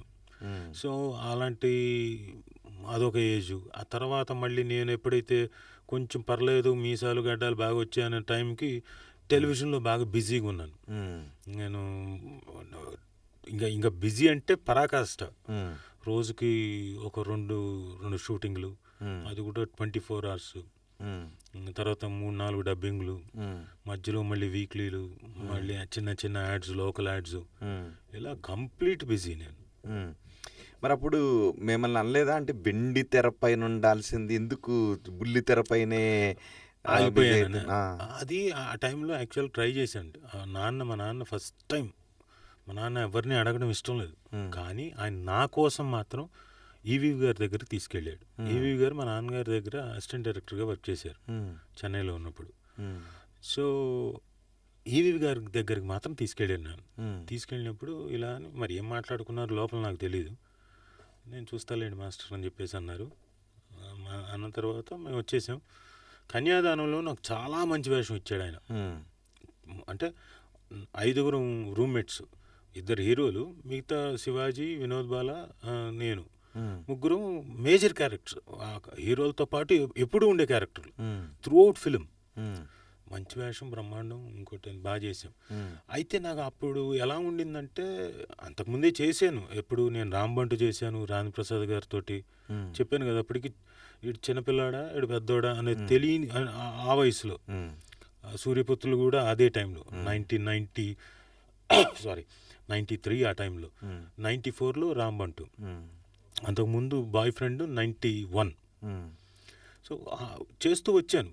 బట్ నేను నా చదువు కంప్లీట్ కాకుండా మధ్యలో ఆపేయకూడదని సంవత్సరానికి ఏదైనా నా దారికి వస్తే చేసేవాడిని. ఎప్పుడైతే కన్యాదానం చేశాను, చేసిన తర్వాత ట్రై చేద్దాం సీరియస్గా సినిమాలు అనుకున్నా. ఆ టైంలో నాకు అర్థమయ్యేది కాదు. ఎవరైనా కనపడ్డా నేను లేచి నించొని నమస్కారం పెట్టేవాడిని అని వెళ్ళిపోయేవాళ్ళు. మనం ఇంత గౌరవంగా నమస్కారం పెట్టినా కానీ అని అంటే అది కొంచెం హర్టింగ్గా ఉంటుంది కదా. అలా రోజు ఉండేది. సర్లే మనం చేయాల్సింది చేద్దాం అనుకున్నాం. షూటింగ్ అయిపోయింది. ఇంకో సినిమా ఆపర్చునిటీ కోసం, షూటింగ్లో అది కన్యాదానం, ఇంకో సినిమా కోసం అని చెప్పేసి నేను ఉషా కిరణ్ మూవీస్ కోసం అని గెస్ట్ హౌస్ దగ్గరికి వెళ్ళాను. అది కూడా ఏంటి, అంతకుముందు ఆయన పెద్ద ఒక ఆయన ఉంటే చీఫ్, ఆయన మొత్తం అంతా సినిమాలో సెక్షన్ చూసేవాళ్ళు. ఆయన పేరు మర్చిపోయాను, పెద్ద ప్రొడ్యూసర్ అండి. ఆయన చెప్పాడు, అమ్మ నువ్వు రేపు రా గెస్ట్ హౌస్కి, అక్కడ సినిమాలు స్టార్ట్ అవుతున్నాయి, డైరెక్టర్లు పరిచయం చేస్తా అన్నాడు. వెళ్ళా. మార్నింగ్ 6:30కి వెళ్ళి కూర్చున్నా బయట. వాళ్ళు 6:30కి లేవాల్సిన అవసరం లేదు కదా, కానీ బట్ మనం ముందుగా ఉంటే బెటర్ కదా, మళ్ళీ లేకపోతే ఎక్కడికైనా వెళ్ళిపోతే కష్టం అని వెళ్ళి కూర్చున్నా. ఒక ఆయన 7:30, 8కి వచ్చాడు బయటికి. ఆయన నాకు తర్వాత తెలిసింది ఆయన మేనేజర్ అని. కుట్టొచ్చాడు, వచ్చి ఎవరు అన్నాడు. సార్ లేచి నమస్కారం పెట్టాను. నమస్కారం పెడితే ఎవరు అన్నాడు. అంటే సార్ నేను నేను రాజీవ్ కనకాల, మా ఫాదర్ దేవదాస్ కనకాల గారండి అంటే. అయితే అన్నాడు, సార్ నేను యాక్టర్నండి. నేను అంటే ఏం చేసావు అన్నాడు. నేను సీరియల్స్ అవి చేస్తున్నానండి, అంతకుముందు ఈ సినిమాలు చేసే. సీరియల్స్ చేసేవాడు నీ మొహం చూడడానికి ఎవడైనా 20 రూపాయలు టికెట్ కొనుక్కొని వస్తాడా థియేటర్కి అన్నాడు. ఏమనలేను, తిరిగి కొట్టాలని ఉండింది కానీ కొట్టలేను. నా మీద నాకే, అది రాకూడదు ఎవడికి, కానీ నా మీద నాకే జాలేసింది. ఏడ్చుకుంటూ బయటికి కన్నీళ్ళు పెట్టుకొని, కన్నీళ్ళు అతని ముందు కాదు కానీ పక్కకి అలా పెట్టుకొని బయటికి వచ్చేసాను. వీళ్ళ దగ్గరికి వెళ్ళి చేతులు కట్టుకొని నమస్కారం పెట్టినా కానీ మళ్ళీ ప్రతి నమస్కారం పెట్టలేని ఇంత సంస్కారం హీనుల దగ్గరికి మనం ఎందుకు వెళ్తాం? టెలివిజన్లో నాకు ఎలాగో ఛాన్సులు ఉన్నాయి కదా, ఇక్కడే ఐ విల్ రూల్ హియర్ అని చెప్పేసి అప్పుడు నేను చాలా బిజీగా ఉన్నా. అందుకని నేను సినిమాలు ఎక్కువ ట్రై చేయలేదు. లక్కీగా రాజమౌళి గారితో నేను జక్కన్నతోటి శాంతినివాసం చేస్తున్నాను కాబట్టి, శాంతినివాసం అయిపోయిన తర్వాత స్టూడెంట్ నెంబర్ 1 రాజానే కావాలని పట్టుబట్టాడు కాబట్టి నాకు ఆ వేషం వచ్చింది. అలా సినిమాల్లోకి వచ్చేసాను. కానీ ఇది విచిత్రంగా ఉంది, మీరు వెళ్ళి ఎక్కడో కూర్చుని స్టూడియోల ముందు వేషాలు అడిగితే వాళ్ళ మొహం ఇలా పెట్టుకుని వెళ్తాయేంటి సార్? ఇక్కడ నాకని కాదు, అందరికీ అలాగే ఉంటుంది. అంటే ఏమీ లేదు, ఏ నేపథ్యం లేదు, ఎక్కడో జిల్లాల నుంచి బయట నుంచి ఎక్కడి నుంచి వచ్చారు వేషాలు అడగడానికి. ఎవరికైనా సరే, మీరు డబ్బున్నవాడైనా సరే, ఎప్పుడైతే ఇందాక ఎందుకు మీరు అడగట్లేదు ఇంకోటి అన్నారు చూడండి, ఎప్పుడైతే అడగడానికి వెళ్తామో లోకం అవుతాం. సర్లే నేను చెప్తా, నేను చూసి చెప్తాలే, ఎందుకే ఏమొచ్చు నీకు, లోకం అవుతాం. వీలైతే మనకి ఉంది లేదు ఏదైనా చెప్తే వేరే దాంట్లో చూద్దామా, లేకపోతే కుదరదమ్మా, చదువుకోండి అమ్మా ఇప్పుడు, తర్వాత వద్దురు కానీ, ఇలాంటివే చెప్పాలి. నీ మొహం చూడడానికి ఎవడన్నా వస్తాడా, ఎలా ఇంటికి, అట్లా కూడా మాట్లాడతారు. సో ఇవన్నీ అసలు ఎవరు అంటే కన్యాదానం, ఇంకొకటి ఏంటి, ఇంకో షూటింగ్ ఏంటి, అది వేరులేండి. ఉషాకిరణ్ మూవీస్ అక్కడ గెస్ట్ హౌస్ అప్పటికి మేనేజర్. అప్పుడు ఉషాకిరణ్ దీంట్లో ఏంటంటే వరుస పెట్టి సినిమాలు స్టార్ట్ చేశారు. ఏంటి ఒకేసారి 10 సినిమాలు 15 సినిమాలు, కాబట్టి అందులో ఒక ఆయన అవన్నీ. కానీ మీరు డైరెక్ట్ రెడ్ కార్పెట్ మీద నుంచి నడిచి వెళ్ళటానికి అవకాశం ఉన్నా కానీ మీరు వెళ్ళి ఎప్పుడు వెళ్ళలే. మా నాన్న కూడా ఎప్పుడు ఎవరి దగ్గర తీసుకెళ్ళి, అందరికి పరిచయాలు ఉన్నాయి ఆయనకి. బట్ ఇక్కడ ఏంటంటే ఈవి గారు బాగా క్లోజ్ కాబట్టి ఆయన దగ్గర మాత్రం పట్టుకెళ్ళాడు, లేకపోతే అది కూడా ఉండేది కాదు. అంటే మీకు బాగా మొహోడం ఎక్కువ. అంటే ఇది చెప్తున్నా కదండి, ఇప్పుడు వెళ్ళి అడిగితే ఏమనుకుంటారో, ఎక్కడ కించపరుస్తారో, ఎక్కడ దేవుళ్ళు అంటే గతంలో ఎక్స్పీరియన్స్లు, ఆ తాలూకు ఎక్స్పీరియన్స్లే కదా మనల్ని అక్కడ దాకా అడగాల వద్దా అని ఉండేది. అడిగితే మనం ఇంకా తర్వాత ఇడరారా, ఏది అది బెటరా ఇది బెటరా అంటారేమో. ఎవరైనా అనలేదు, చూస్తుంటాం కదా, వద్దులే. ఎవరిని చూసారు అలా మీరు? అది చాలా మందిని చూశాను. అంటే ఇప్పుడు మంచి స్థాయిలో అలా ఏం లేదు, అలా పేర్లు కాదు కానీ నాకు అది కొంచెం డెలికేట్. అంటే జనరల్గా బ్యాక్గ్రౌండ్ ఎవరు లేని వాళ్ళని అలా ట్రీట్ చేస్తారేమో కొన్ని చోట్ల కదా సార్. చెప్తున్నా కదా, ఇక్కడ అలా అని ఒక్కళ్ళని కాదు, అడిగిన ప్రతివాడు ఎంతటి వాడైనా ఇంత అయిపోతాడు. ఎంతటి బలి చక్రవర్తి అయినా వామనుడు అలా పెరిగితే కాలేసి తొక్కుతాడని, అంతే. దట్స్ నేచర్, అది హ్యూమన్ నేచర్. అంటే మీకు నేను ఇంతగా దాని గురించి వచ్చాడు కంటే మీకు ఇంత నేపథ్యం ఉంది, మీ పేరెంట్స్, కానీ ఆ వెనక ఎవరూ లేని వాళ్ళే వచ్చి దున్నేస్తున్నారు కదా. దున్నేయడం వేరు, అది వేరు విషయం. చొరవతో చొచ్చుకెళ్ళిపోతున్నారు కదా, అది వేరు, అది ఒక పద్ధతి, అది తెలియాలి. అంటే వాళ్ళు కూడా ఈ అవమానాలు ఎన్ని పడ్డారంటే ఉంటాయి, ఖచ్చితంగా ఉంటాయి, ఎవరికైనా ఉంటాయి, ఎవరికైనా. మోతాదులు అటు ఇటు మారుతాయేమో, కొంతమందికి ఇంకా దారుణంగా ఉండొచ్చు, కొంతమందికి అంత కాకుండా కొంచెం మధ్యస్థంగా ఉండొచ్చు, కొంతమందికి అసలు ఏమి ఉండకపోవచ్చు, ఒక కొంచెం లైట్గా ఉండొచ్చు. ఉండడం అయితే ఉంటాయి, అమ్మాయిలకి అబ్బాయిలకి ఎవరికైనా. There is no exception. ఇప్పుడు ఏమనిపిస్తుంది, అవన్నీ దాటుకుని వచ్చారు కదా, నిజానికి ఏదో ఇండస్ట్రీకి పరిచయం లేని వ్యక్తిగా ఇండస్ట్రీలోకి రావాల్సి వచ్చింది. ఇండస్ట్రీలో మంచి మంచి నటులకు నటన నేర్పిన కుటుంబం నుంచి వచ్చిన మీరు స్టూడియోల దగ్గరికి వెళ్ళి ఒక వేషం ఉండని అడగాల్సి వచ్చినటువంటి పరిస్థితిని ఇప్పుడు తలుచుకుంటే ఏమనిపిస్తుంది? ఎక్స్పీరియన్స్ అండి, అవన్నీ ఎక్స్పీరియన్స్. ఇప్పుడు అవన్నీ జరగబట్టే బహుశా నేను ఐఎమ్ వెరీ గ్రౌండెడ్గా ఉన్నానేమో. ఒకవేళ నాకు అది జరగకపోయి ఉంటే, చెప్పండి రోహిత్, మీరే తీసుకుంటున్నారా ఇంటర్వ్యూ నన్ను, ఏంటి బాబు ఏంటి కెమెరా ఎటు పెడతావు, లైట్ అది ఓకేనా మీరు పెట్టింది అంటూ ఉండేవాడినేమో.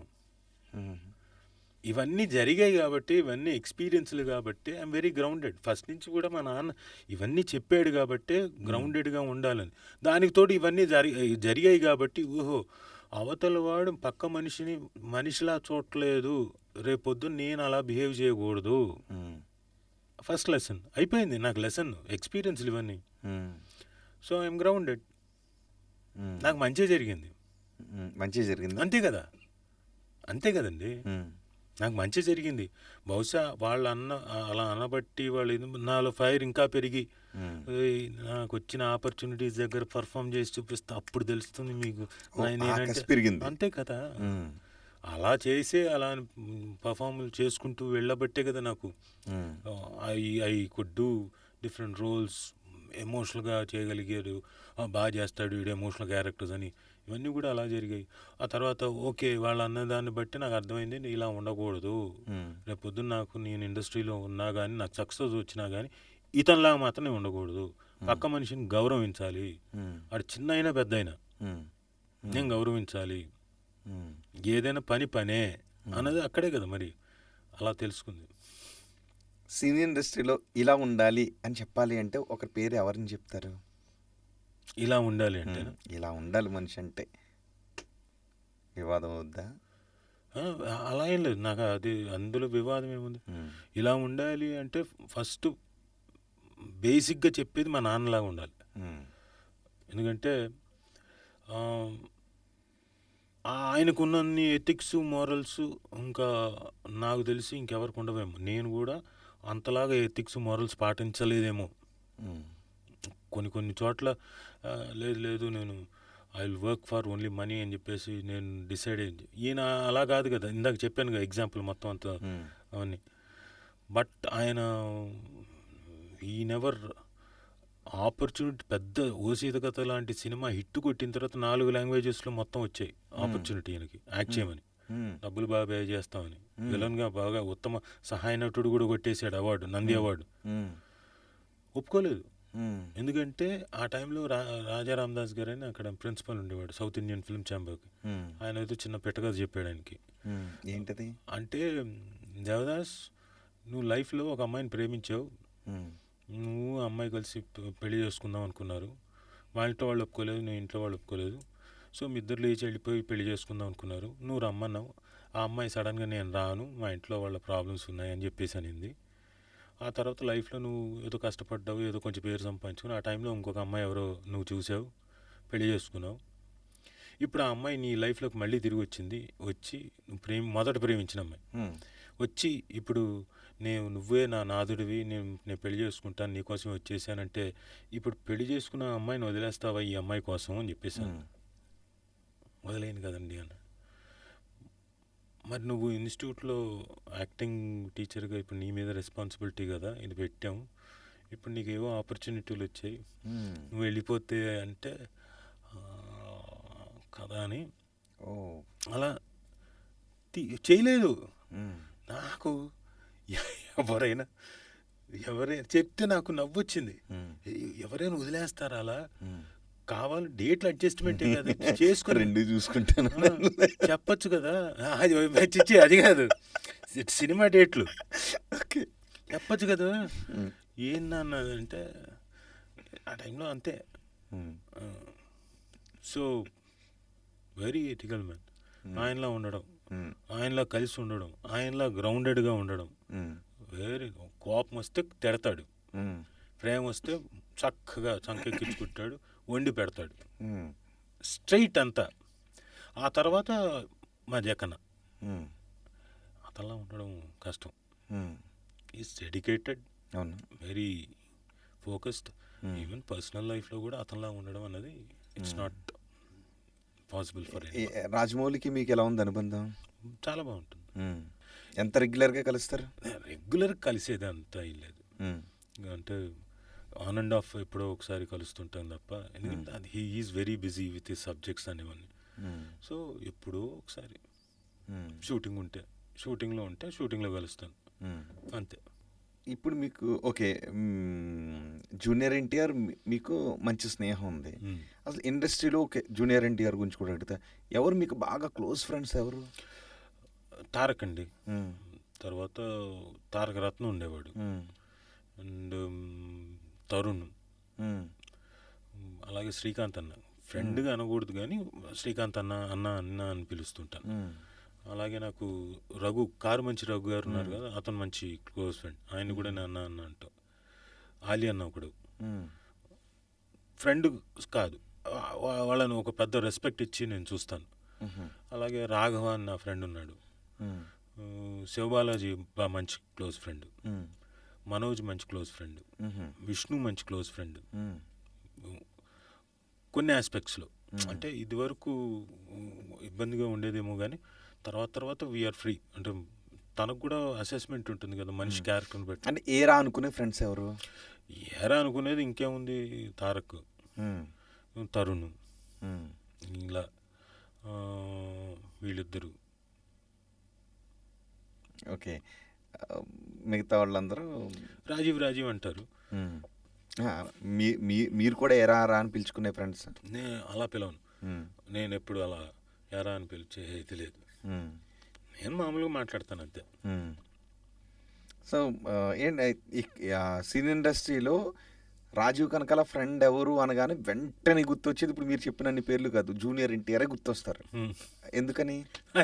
ఫస్ట్ నుంచి అలా ముద్రేసారు.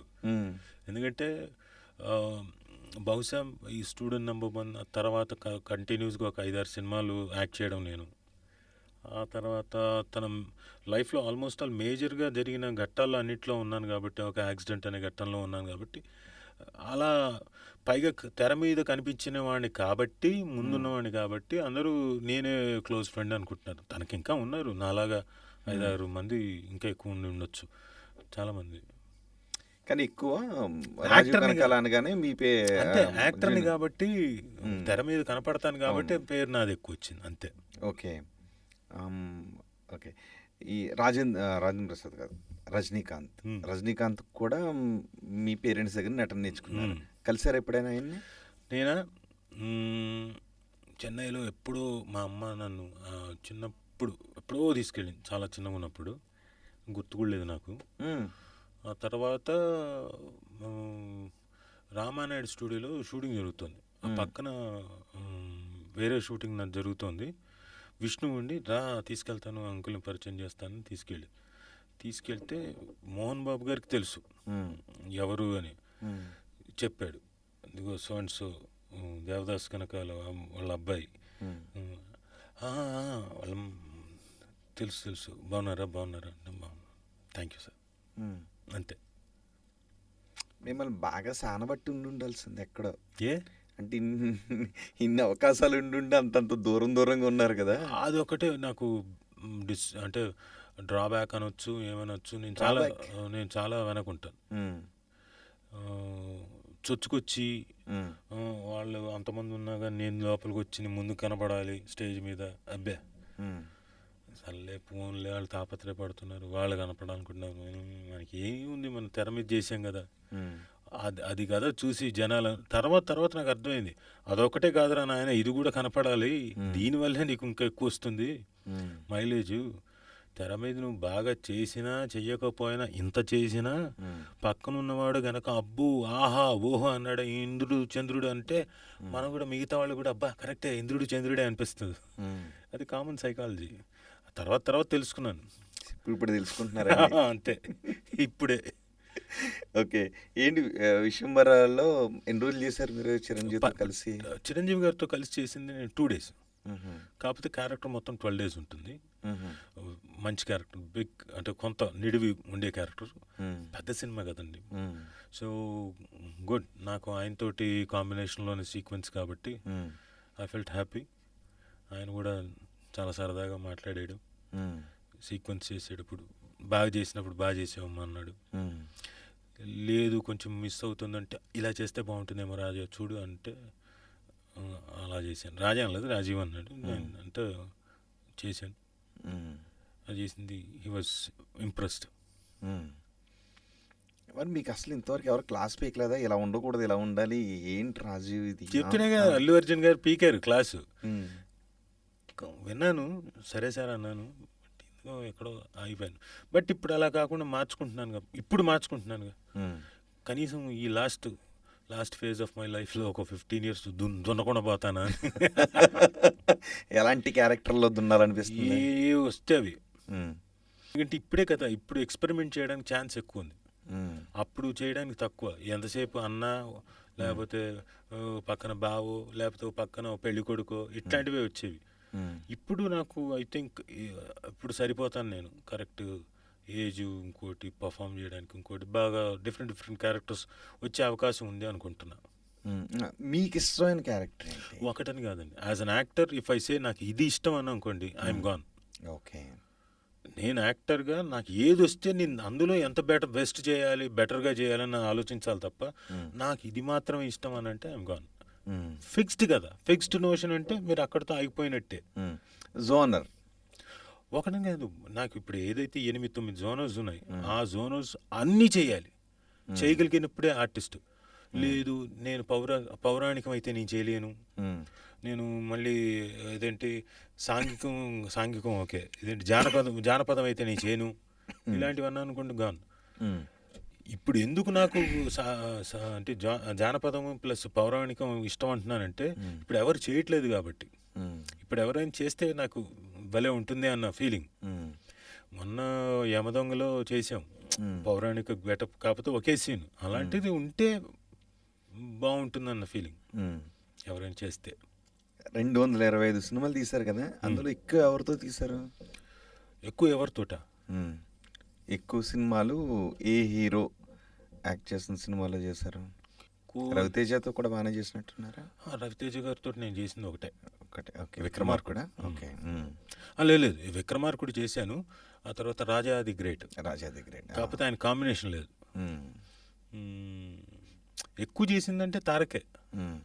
ఇంకా తరుణ్ తోటి కూడా 2 సినిమాలు చేశాను, 2-3 సినిమాలు. నెక్స్ట్ చేసా అందరితో 1-2 సినిమాలు చేసుకుంటూనే వచ్చాను, కాకపోతే తారక్ తోటి ఎక్కువ. ఓకే.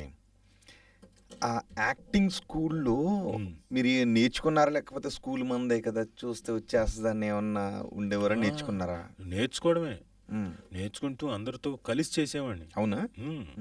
అందరితో కలిసి చేస్తూ ఉండేవాడిని.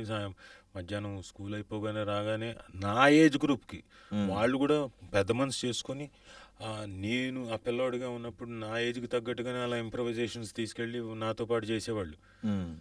వాళ్ళకు కూడా ఏదో డిఫరెంట్గా థాట్ వచ్చేది కదా, అందుకని అలా చేసేవాళ్ళు.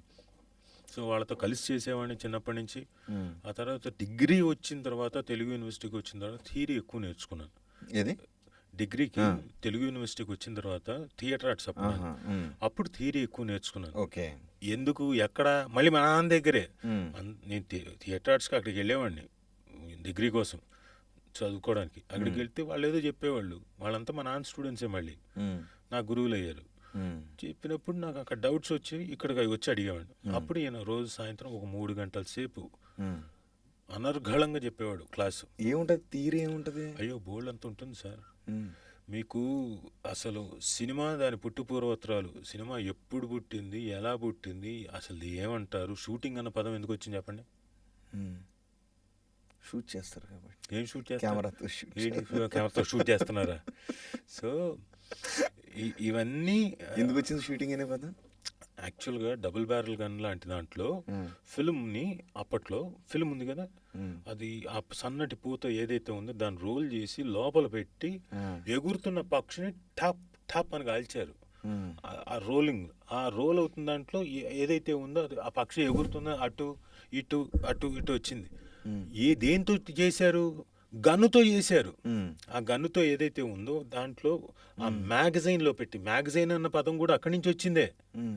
ఇప్పుడు మన మ్యాగజైన్ దేన్నంట మ్యాగజైన్ అని, గన్ను ఉన్నదానికి మ్యాగజైన్ అంటాం.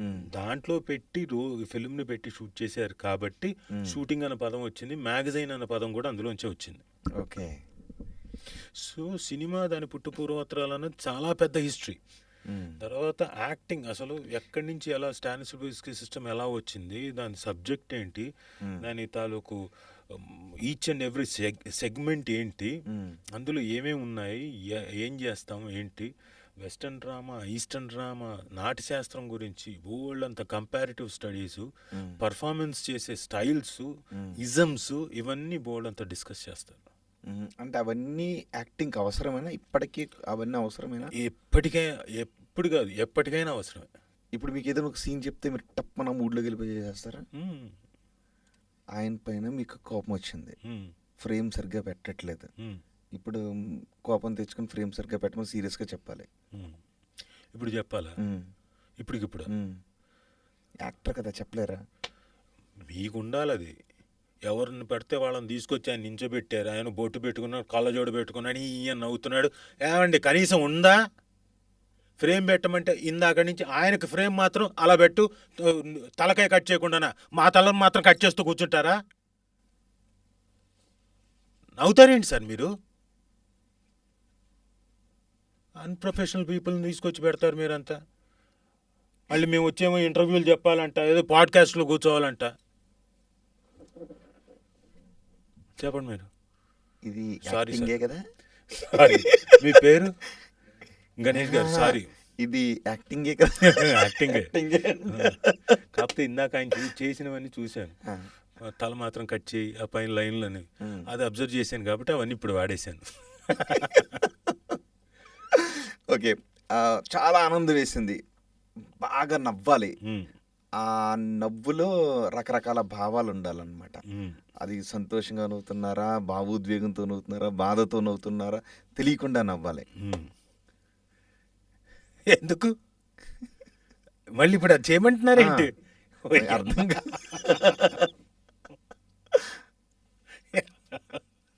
నవ్వమంటున్నాడు.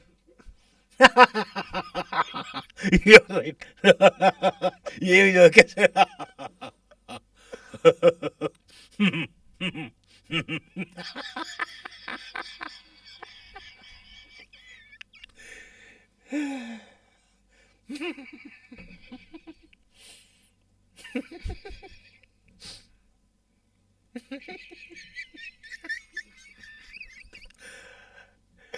నేను లేనైపోతున్నాను వీళ్ళు.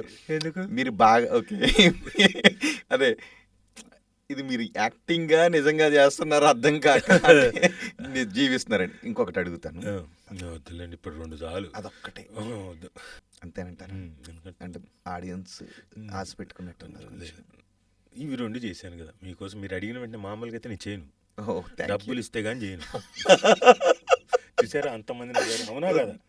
ప్రొఫెషన్ అవునా కదా? ప్రొఫెషన్ మనసులో మాట చెప్పేసారు అంటే యాక్టింగ్ కదా నా ప్రొఫెషన్. ఏం గణేష్ గారు, డబ్బులు ఇస్తే ఓకే, డబ్బులు ఇవ్వండి చేద్దాం. చెక్ ఇమ్మంటారా? అబ్బే నోట్ నో, నేను చెక్కులు నమ్మను. నాకు ఇంట్లో కూడా చాలా చెక్కులు ఉన్నాయా? ఎంత ఉంటాయి? ఇంకో చాలా ఉంది. అస్సలు ఎందుకు పనికి రాకుండా. అవునవును, సినీ పరిశ్రమలో చాలా సందర్భాల్లో చెక్కులు ఇచ్చి ఎన్కాష్ చేసుకోకపోతే అడిగితే ఎన్కాష్ చేసుకోవడం కాదు, ఏం చెప్తారంటే ఇది వెంటనే వేసుకోకపోయా, డబ్బులు కొంచెం వచ్చేవి ఉన్నాయి, నేను చెప్పినప్పుడు వేసుకుందరు అంటే సరే అన్న. ఒక డేట్ రాసి ఉంటారు. ఇప్పుడు ఆ డేట్ దాటిపోయిన తర్వాత మీరు అలా అలా అలా ఒక 2-3 నెలల తర్వాత వెళ్ళి వేసుకుంటా అంటే కుదరదుగా. అవును. తర్వాత ఏంది ఇది డబ్బులు ఏంటిది అవ్వట్లేదు, అలా ఉండిపోయింది అంతే. బౌన్స్ చేయలేరు, ఇటు చేయలేరు. ఓకే అయ్యింది, ఏం చేస్తాం? కేసేసి తెలిసిన వ్యక్తే, మళ్ళీ రేపు పొద్దున మొహాలు చూసుకోవాల్సిన వాళ్ళే. పోనీ ఎన్ని ఉంటాయి? ఉన్నాయి ఒక 10-12 దాకా ఉన్నాయి. 10-12 సిఆర్ కాదు చెప్పు. భలే వ్యక్తులే మీరు. 10-12 చెక్కులు ఉన్నాయి అంటున్నా. ఓ, వాల్యూ ఎంత ఉంటుంది? ఇంచుమించు అర్ధం. అయినా కూడా ఎక్కువే కదా. అంటే అప్పటివి, ఇప్పుడు కాదు. ఇప్పుడు ఇప్పుడైతే ఆ డబ్బులు ఇంకా ఎక్కువ అయ్యేంటి ఇవి. ఇప్పుడు మొహమాటం లేకుండా డబ్బులు ఇస్తే కానీ రానంటున్నా, డబ్బులు ఇస్తే కానీ డబ్బింగ్ చెప్పనంటున్నా. అంటే ఇంక ఇప్పుడన్నా చెప్పకపోతే కష్టం. ఎక్కడో చోట అట్ సమ్ పాయింట్ చెక్కులకి కాలం చెల్లిపోయింది. క్యాష్ అంటే ఇప్పుడు చెక్కులు ఇచ్చేది లేదు, వాళ్ళు అకౌంట్ ట్రాన్స్ఫర్ చేస్తే కానీ. ఓకే, సుమ గారి గురించి చెప్పండి. ఏం చెప్పమంటారు? అసలు ఏం చెప్తారు చెప్పండి అంటే వినండి సుమగారు. షీఈస్ వన్ ఫీమేల్ వెరీ, అంటే ఫస్ట్ మిగతా తన ప్రొఫెషన్ గురించి చెప్పనా లేకపోతే పర్సనల్? అసలు సుమగారు గురించి చెప్పండి అంటే ఏం అదే అంటున్నా. చెప్తారు ఫస్ట్? ఇప్పుడు సుమ ఎట్లా అయిపోయిందంటే మొత్తం మీకే వదిలేసాను. అసలు ఎక్కడి నుంచి స్టార్ట్ చేస్తారో చూస్తాను. బహుశా సుమగారు కూడా చూస్తుంటుంటారు. యాక్టర్గా మొదలెట్టాలి అలాంటప్పుడు, ఎందుకంటే నాకు పరిచయం అయింది తన యాక్టర్గా యాక్టర్స్ గానే ఇక్కడ కాబట్టి. ఒక చోట నుంచి మొదలు పెట్టాను, నేను మలుపు తిప్పుతాను మధ్యలో. నాకు అర్థమైందిలేండి. సో నాకు పరిచయం తన యాక్టర్స్ గానే. అవునండి. ఇలా ఇలా తిప్పాలా నాకు వద్దా? వెంటనే వచ్చేస్తుంది, బాగా ఫ్రెష్గా ఉంటుంది అలాంటి ఆ విజువల్స్ అన్నీ. ఓకే. సో పరిచయమైన యాక్టర్స్గా, సో వెరీ గుడ్ యాక్ట్రెస్, అలా కలిసి చేసాం. తన కాంబినేషన్ తక్కువ, కాకపోతే నేను చేసింది తక్కువ. టీవీ షో దగ్గర నుంచే కదా ఫస్ట్ మీ పరిచయం? టీవీ దీంట్లోనే, దూరదర్శన్. దూరదర్శన్కే ఫస్ట్ సింగిల్ ఎపిసోడ్ చేసాం, మాధురి అని ఒక ఎపిసోడ్. ఆ తర్వాత ఆ రోజు మా మధ్యనేమి వికసించలేదు, పుష్పించలేదు. ఆ తర్వాత మీర్ గారిది జీవన్ రాగాలని ఒక 13 ఎపిసోడ్, 13 భాగాలు, 13 వారాలు. దాంట్లో తెలుగు వాళ్ళ సంస్కృతి అన్నిటి మీద పాటల రూపంలో, పెళ్ళి పాటల రూపంలో, హోలీ పాటల రూపంలో ఉండే, అన్ని పాటల రూపంలో ఉండే 13 ఎపిసోడ్లు. అందులో ఒకానొక సెగ్మెంట్లో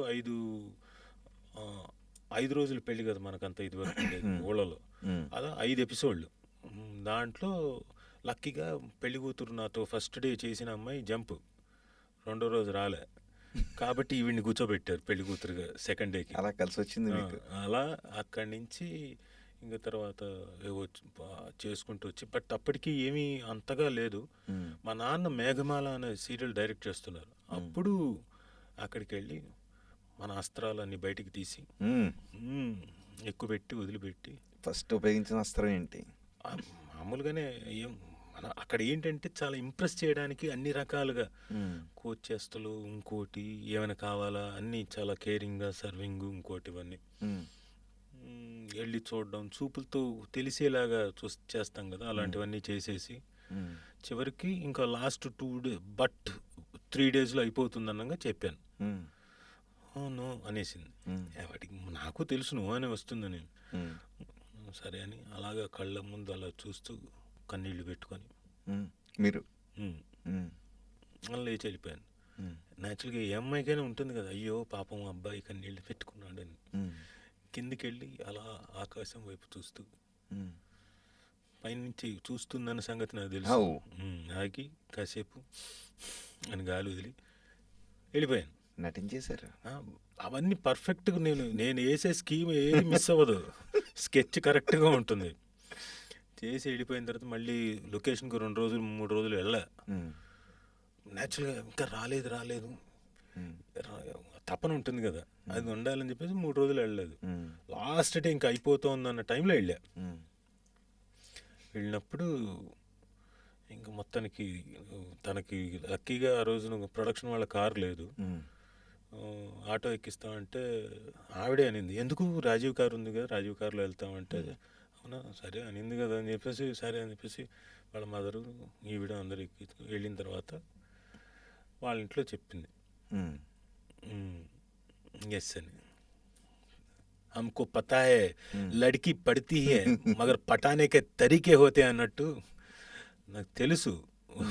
అలా ఆ రోజు నుంచి ఎందుకు ఆ రోజు కంట్లోంచి కారు నీకు గ్లిజరిన్ ఏం లేదు, ఒరిజినల్. అలాంటి విషయాల్లో ఫస్ట్ టైం నేను యాక్ట్ చేసేటప్పుడు కూడా ఫస్ట్ టేక్కి నేను గ్లిజరిన్ పెట్టను. తర్వాత 2-3 షాట్లు 2-3 యాంగిల్స్ అన్నప్పుడు తప్పదు. ఫస్ట్ టైం గ్లిజరిన్ లేకుండా చేసేస్తాను. మా అమ్మ దగ్గర నుంచి నేర్చుకున్న ఆర్ట్.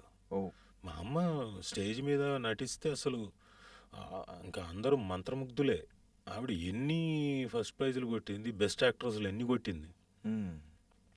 మా నాన్న నాకు ఇచ్చిన గ్రేటెస్ట్ కాంప్లిమెంట్ అదే, ఒరే మీ అమ్మ ఆల్ టైమ్ గ్రేటెస్ట్ యాక్ట్రెస్ రా, ఎమోషనల్ సీన్స్ చేస్తే ఆడియన్స్ కూర్చున్న వాళ్ళందరూ ఆవిడతో పాటు ఏడ్చేవాళ్ళు, నువ్వు ఆ రేంజ్లో పర్ఫామ్ చేస్తున్నావురా ఆవిడ రేంజ్లో అని చెప్పి ఆయన పోకముందు ఒక 1-2 months బిఫోర్ చెప్పాడు.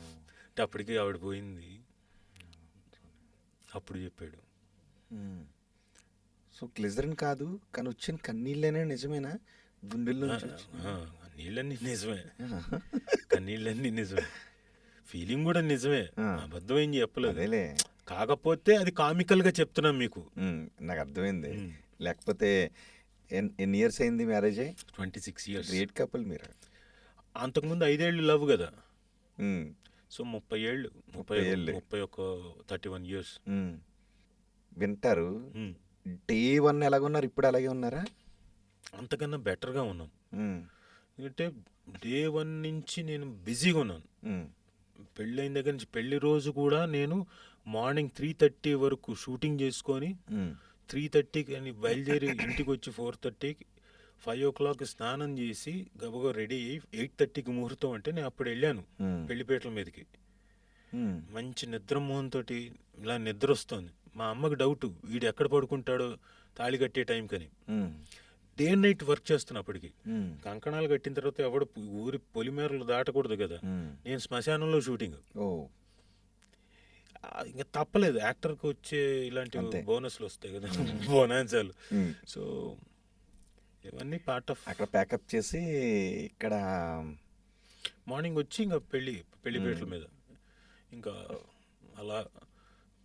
బట్ గ్రేట్ జర్నీ ఫస్ట్ నుంచి. తన పెళ్ళైన తర్వాత ఫస్ట్ ఒక 8-9 years ఫుల్ బిజీ, ఖాళీ లేదు, అసలు గ్యాపే ఉండేది కాదు. సో ఎప్పుడో రావడం మళ్ళీ వెళ్ళిపోవడం, పిల్లల్ని అయితే వాళ్ళ గ్రోతే చూడలేదు నేను, మా అబ్బాయిది గ్రోతే చూడలేదు. కనీసం మా పాపదన్న కొంత ఎత్తుకుందాన్ని ఆడుకొని అటు తిరిగి దాంతో ఏదో కొంచెం ఆడుకున్న ఇవి జ్ఞాపకాలు ఉన్నాయి. కానీ వీటితోటి అయితే నాకు బాగా మిస్ అయ్యారు. ఎప్పుడు నాకు బిగినింగ్లో నాకు నెక్ది ప్రాబ్లం వచ్చినప్పుడు ఆ 3 రోజులు ఉన్నప్పుడు వాడిని ఎత్తుకొని అలా పడుకునేవాడిని, సీలింగ్ తప్ప ఇంకోటి చూడకూడదు. ఆ టైంలో మాత్రం వీడిని పట్టుకొని ఆ 3 రోజులు అది నాకు జ్ఞాపకం. సో మిగతా అంతా షూటింగ్లతోనే బిజీగా ఉన్నారు.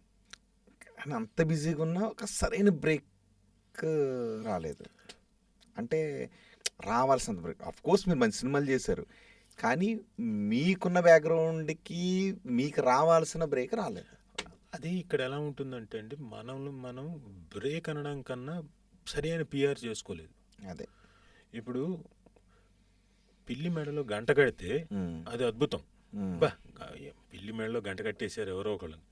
ఇప్పుడు ఎవరో ఒకళ్ళు మీ గురించి గొప్పగా, ఇప్పుడు ఎవరైనా వచ్చి రోహిత్ గారు మామూలు న్యూస్ యాంకర్ కాదు, చించేస్తాడు, అసలు చినిగిపోద్ది, ఆయనంత బెస్ట్ యాంకర్ ఇండియాలో లేడు అన్నాను అనుకోండి, మిగతా వాళ్ళకు కూడా అదే సిగ్నల్ వెళ్తుంది.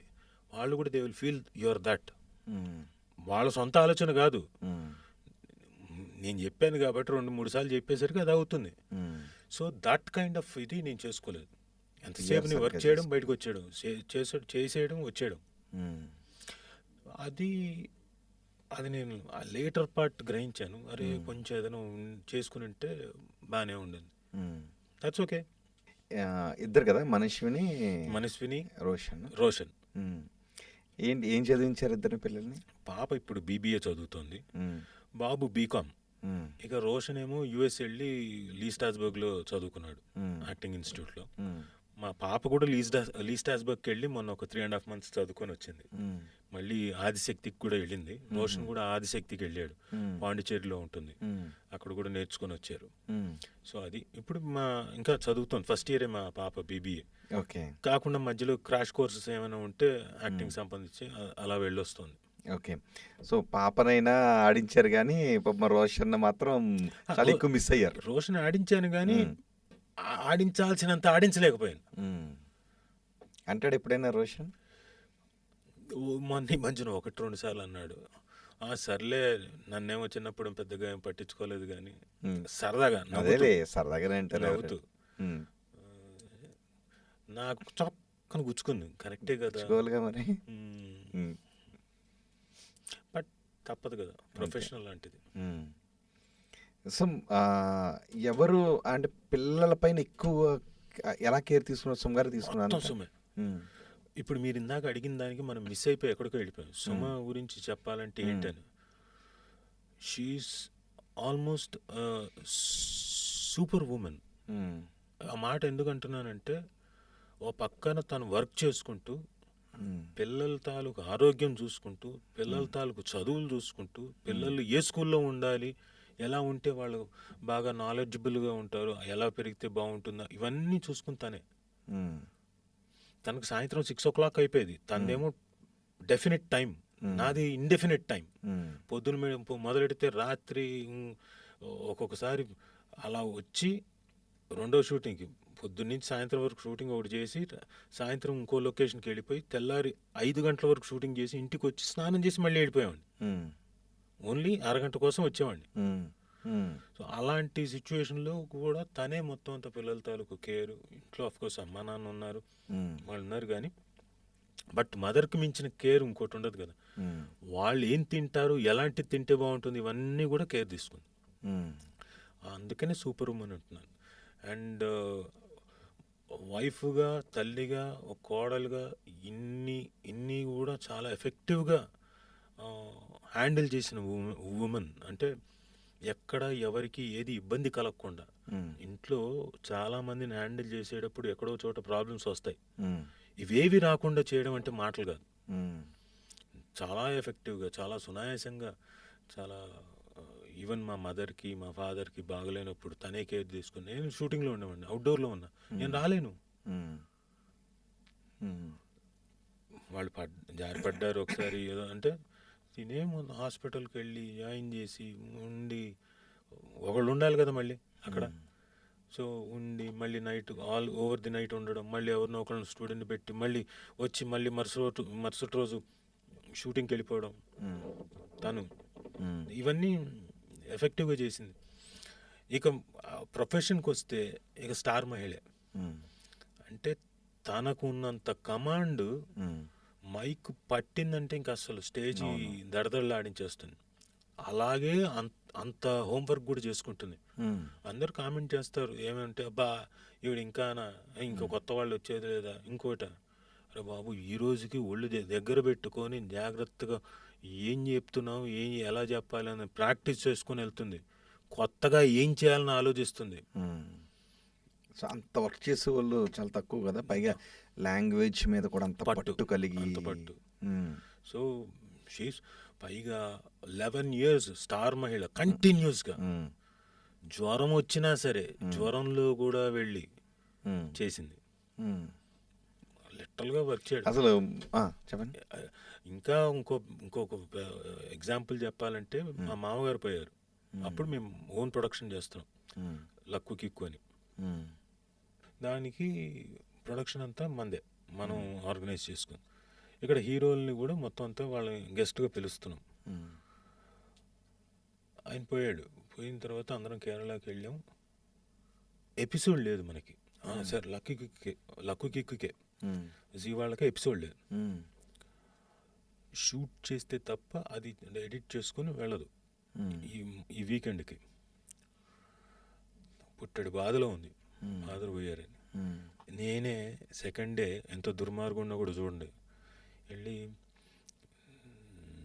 అప్పటికి కార్యక్రమాలు అన్నీ అయిపోయి, సుమా ఒకరోజు నేను ఇక్కడ ఉంటాను, నువ్వు వెళ్ళి ఎపిసోడ్ చేసి వచ్చేవా అంటే ఇబ్బందే కదా. ఎపిసోడ్ లేదంటే ఏం చేస్తారు, రిపీట్ చేసుకుంటారు ఇంకో ఎపిసోడ్. అంటే షో మస్ట్ గో ఆన్ అన్న ఉద్దేశంతో అడిగాను. అడిగితే అంత బాధలో కూడా ఓకే అంటూ వచ్చి ఇక్కడ ఎపిసోడ్ చేసి వెళ్ళింది. That professional she's. ఎప్పుడైనా కోపం వచ్చిందా మీకు ఆవిడ మీద? చాలాసార్లు గొడవపడ్డాం. మీ పైన ఆవిడకి ఎవరు కాంప్రమైజ్ అవుతారు చివరిని? నేనే. నమ్మాలా? నమ్మితే నమ్మండి, నమ్మకపోతే నమ్మకండి. లవ్లో ఉన్నప్పుడు కూడా కోపం వచ్చే ఒక 1.5 year మాట్లాడుకోలేదు. అవునా? మాట్లాడలేదు తను, నేను మాట్లాడలేదు కాదు, తను మాట్లాడలేదు. సరే వదిలేసాం. తర్వాత మళ్ళీ ఎక్కడో కలిసింది. మళ్ళీ ఎక్కడ కన్నీరు కార్చారేంటి? కన్నీరు కార్చలేదు, దీనంగా చూశాను. చూసినప్పుడు మళ్ళీ కలిసింది. ఇంకా తర్వాత మళ్ళీ ఇలా లవ్ అనుకునేంత లోపల ఇంట్లో వాళ్ళతో మాట్లాడేసి చెప్పుకుని పెళ్ళి అన్నారు. కానీ 5 years అయితే లవ్లో ఉన్నారుగా. అదే అంటున్నా 5 ఇయర్స్ దీంట్లో ఫస్ట్ 1.5 ఇయర్ 5 ఇయర్స్ స్పాన్లో ఫస్ట్ 1.5 2 ఇయర్స్ బాగానే ఉన్నాం. సినిమా చేయొద్దన్న దగ్గర తన కోపం వచ్చి నాతో మాట్లాడడం మానేసింది. ఏం సినిమా అది? కళ్యాణ ప్రాప్తిరస్తు. ఓకే, ఫస్ట్ సినిమా అంతే ఆల్మోస్ట్. సరే ఇంకా తర్వాత మళ్ళీ తనకి టెలివిజన్లోకి వచ్చేసింది. తను she was busy with television things. So అక్కడ ఇద్దరికి గొడవ వచ్చింది. సో మళ్ళీ 1.5 ఇయర్ మాట్లాడుకోలేదు. అప్పుడు ఏంటి మీ పరిస్థితి? గుండెలు పిండేసినట్టు పాటలు రాసుకుని డైలాగులు చెప్పి ఫస్ట్ కొంచెం 2 రోజులు 3 రోజులు బాధ అనిపించింది నిజంగానే. నన్నే కాదంటుందా, సంగతి చెప్దాం అసలు ఈ పోరికి ఇంకోటి అని చాలా రకాలుగా ఏవో థాట్స్ వచ్చాయి. పిచ్చి పిచ్చి థాట్స్ అవన్నీ ఎందుకులేండి చెప్పరా వచ్చాయి. తర్వాత అనుకున్నా నిర్ణయం మొహల్లేమే ఇంకొకళ్ళు ఎవరో అంటారు కదా, ఏంటి మున్నాబాయి ఎంబీబీఎస్లో మొహల్లేమే అయి అన్నట్టు ఇంకో కొత్త అమ్మాయి. మరి అప్పుడు కుళ్ళుకోలేదు ఈవిడ? తెలియదు కదా. ఓ చెప్పలేదు అనమాట. అప్పటికి తెలియదు. ఓకే, ఎవరా కొత్త అమ్మాయి? చెప్తున్నా అప్పటికి నువ్వు ఎగ్జిట్ అయితే ఇంకో కొత్త అమ్మాయి వెయిటింగ్. చూసుకున్నారా? చూసుకోలేదు. చూసుకోలేదు. లైన్లో పెట్టయితే ఉంచారు. మీరు ఇలాంటివి అంటారని నాకు తెలుసు, అందుకే చూసుకోలేదు అంటున్నాను. లేదంటే అది నిర్ణయంలో సాంగ్ ఉంటుంది కదా, హలో గురు ప్రేమ కోసం, అలాంటివి ఏమన్నా చేశారు? అంతే, అలాంటివి అంట. సో మీరే కాంప్రమైజ్ అవుతారు ఏదైనా గొడవ అయితే? మ్యాక్సిమం 99.9% నేనే. ఏమైనా అప్పుడు ఇప్పుడు ఒకటి ఏమైనా ఎక్కడైనా తను కాంప్రమైజ్ అయిందేమో కానీ మ్యాక్సిమం నేనే. ఎందుకు పాపం త్యాగం మీకు? త్యాగం అని కాదు, ఎందుకంటే నాకు షార్ట్ టెంపర్ కదా. దో ఐఎమ్ రైట్, నేను బికాజ్ నేను అరిచేసాను కాబట్టి నాకు ఎక్కడ అనిపిస్తుంది అంటే ఎందుకు అరిచాను, అయ్యో నేను అరిచి తప్పు చేశానా, ఇట్లాంటివి ఉంటాయి. పాయింట్ నేను రైట్ అయినా కానీ అరవడం వల్ల నేనే తప్పు చేసిన ఫీలింగ్లో ఉండిపోతాను. సర్లే ఏముంది, ఎవరు తగ్గితే ఉంది, నేనే కదా, సర్లే అని వెళ్ళి చెప్పాడు. సో ఇద్దరికి మ్యారేజ్ చేసుకోవటంలో ఎవరు అదృష్టవంతులు, మీరా సుమనా? సుమే అదృష్టవంతులు. అవునా? మీరే అదృష్టవంతులు ఆమె చేసుకోవటం వల్ల? కాదు, మీరు ఒకటి ఆలోచించి చూడండి. అందరూ అలా అంటున్నారు, సుమని నేను పెళ్లి చేసుకోవడం వల్ల నేను అదృష్టవంతులు అని మీరు అంటున్నారు. నన్ను పెళ్లి చేసుకోవడం వల్లే సుమ అదృష్టవంతురాలు. ఏ విధంగా? ఫస్ట్ పాయింట్, ఒకవేళ గనక ఆవిడ మలయాళి, కొన్నేళ్ల తర్వాత 25 ఇయర్స్కో నన్ను పెళ్లి చేసుకునే టైం తర్వాత ఇంకో 1 year 2 years పెళ్లి చేయాలి కదా. ఆ టైం పెళ్లి చేస్తే ఎక్కడ పోయేది? కేరళకి వెళ్ళేది. అవునా? ఎవరో మలయాళిని ఇచ్చి పెళ్లి చేస్తారు, కేరళకి వెళ్ళేది.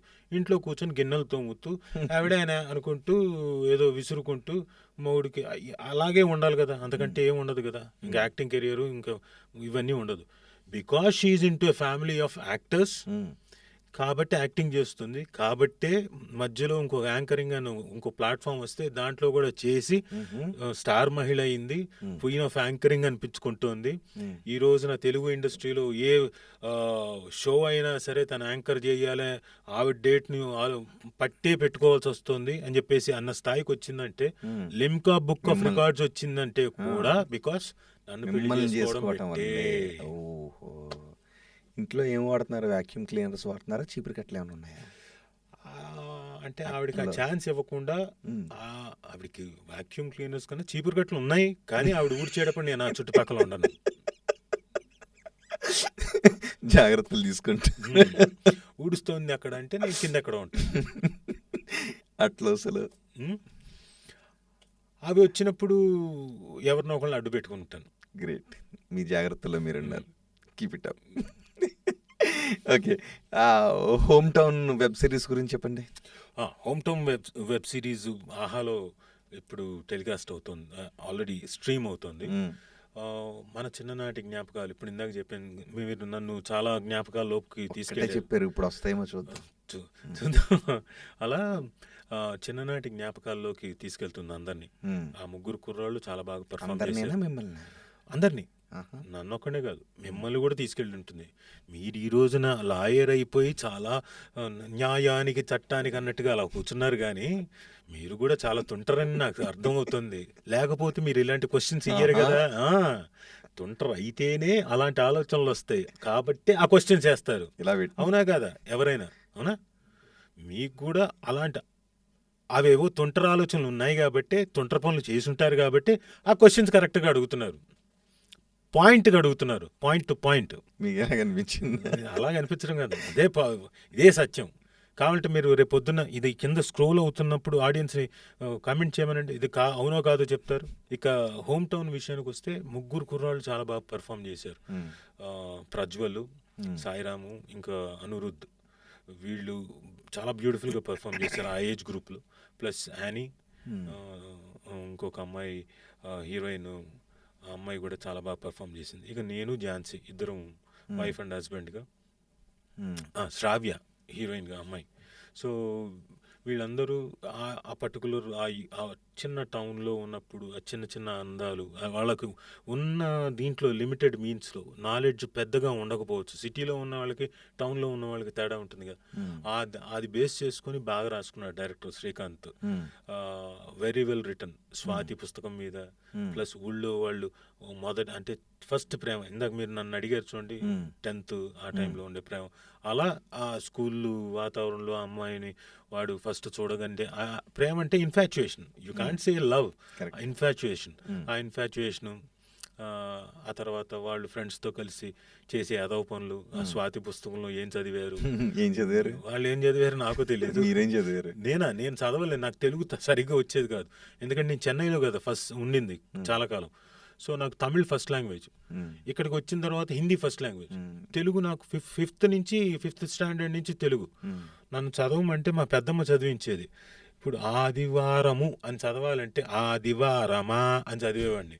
సో నాకు కూడుకొని చదివేవాడిని. సో నాకు స్వాతి పుస్తకం ఉందని, అందులో అలాంటివి ఉంటాయని, అదే సమరం గారిది ఉంటాయని తెలియదు. ఆ తర్వాత తెలిసింది అనుకోండి, తెలుగు ఎప్పుడైతే బాగా చదవడం మొదలెట్టాను, బాగా ఆ తర్వాత చదివాను.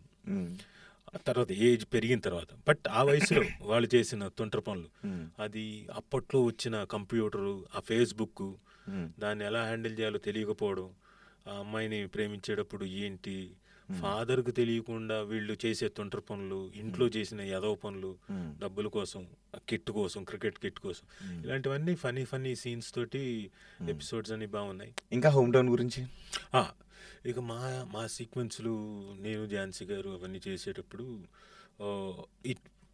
చాలా ఎమోషనల్ సీక్వెన్స్లు ఉన్నాయి.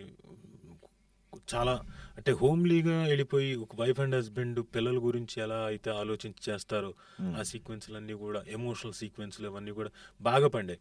ఈవెన్ యానీ పర్ఫార్మెన్స్ కానీ 5th ఎపిసోడ్లో చాలా బాగా చేసింది అమ్మాయి ఆ లెటర్ చదివేటప్పుడు.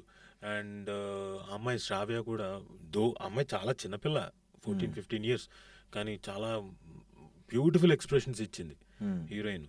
సో వీళ్ళందరూ కూడా అందరూ చాలా బాగా పర్ఫామ్ చేశారు. వాడు సాయిరామ్ అయితే కామెడీ చించి అవతల పడేసి, అంటే వాడికి ఉన్న natural timing, Anirudh, even Prajwal, వీళ్ళ టైమింగ్ ఇవన్నీ కూడా చాలా ఎఫెక్టివ్గా బ్రహ్మాండంగా చేశారు. సో ఈవెన్ లాస్ట్ ఎపిసోడ్లో మా ఎమోషనల్ సీక్వెన్స్లు కూడా చాలా బాగుంటాయి. నాకు ప్రజ్వల్కి మధ్యన ఉండేది. సో ఓవరాల్గా మేము చాలా ఎంజాయ్ చేసాం, చేసేటప్పుడు ఎంజాయ్ చేసాం, రిలీజ్ అయిన తర్వాత కూడా చూసుకొని కూడా చూసేటప్పుడు కూడా ఎంజాయ్ చేశారు. ఎవరైనా చూడలేదు ఇంకా అంటే చూడండి, ఆహాలో హోమ్ టౌన్ బాగుంటుంది, చూడండి. ఓకే, ఇక మీ అబ్బాయితో రోషన్తో బబుల్ గమ్ సినిమా తీశారు కదా, ఏంటి ఆ ఎక్స్పీరియన్స్? Super experience. ఎందుకంటే ఫస్ట్ సినిమాని అంత మెచ్యూర్డ్గా పర్ఫామ్ చేయడం అంటే చాలా కష్టం. ఎమోషనల్ సీక్వెన్స్లు చేయడం అంటే ఇంకా చాలా కష్టం. ఎక్కడో చోట ఏదో స్టాండర్డ్ రాకపోవచ్చు, బట్ అసలు కొత్త వాళ్ళ కాకుండా చాలా బాగా పర్ఫామ్ చేశాడు. ఎమోషనల్ సీక్వెన్స్ అయితే ఇంకా బాగా పర్ఫామ్ చేశాడు. So very good experience. And చాలా మంచి పేరు వచ్చింది రోషన్కి. అవును, నటనకి సంబంధించి చింపేశాడు అని అనుకుంటాను, మంచి ప్రశంసలు వచ్చాయి.